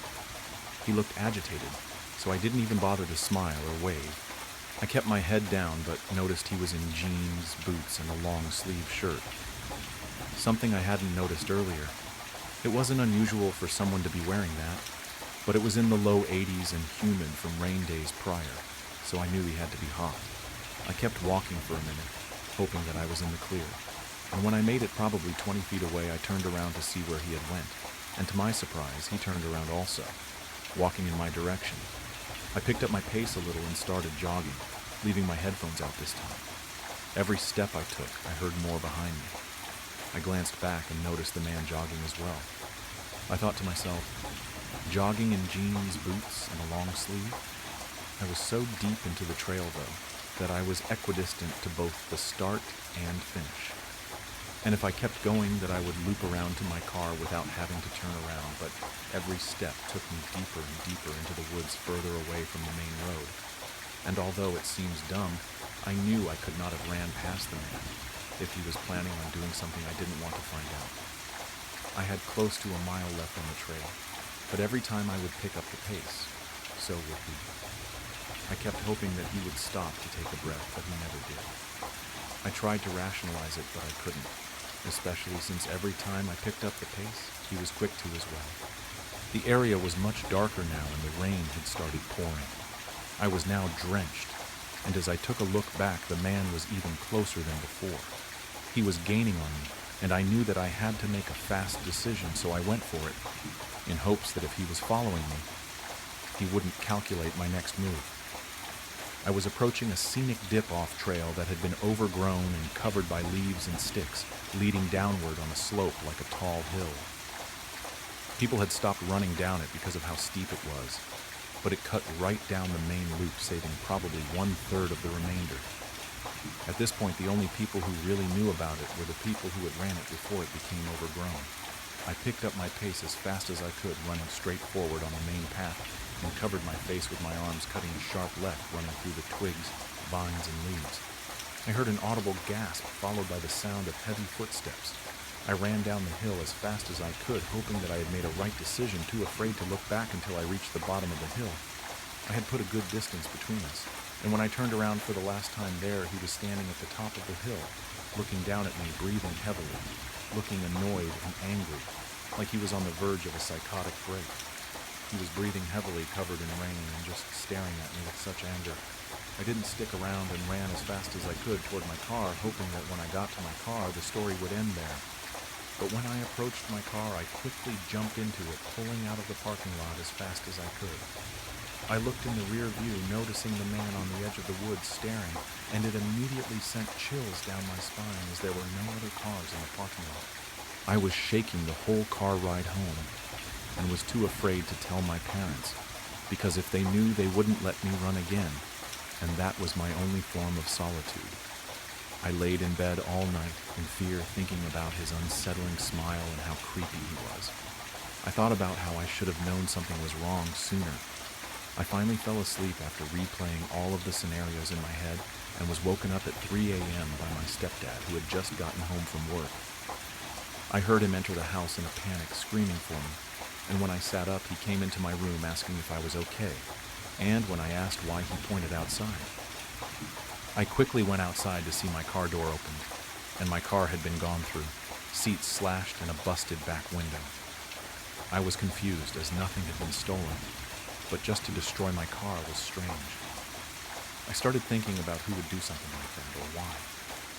We lived in a secluded area with only 2 neighbors, which lived far enough from us to allow us to be loud and have gatherings, but close enough to run to in case of an emergency, so nobody had heard anything. Aside from the glass and cut seats, the only thing sitting on my seat was my registration. It suddenly dawned on me that when I had ran to my car earlier that day, that I jumped straight in and took off. I didn't unlock my car. It was older, so it had to be manually locked and unlocked with a key, but I didn't unlock it. I knew it had to be the man from earlier. He must have looked at the registration and gotten my name and address from it. I moved to college shortly after, and my family sold the house when I was in college, but it still makes me wonder what else he would have done if he would have gotten me, or even worse, broken into my house.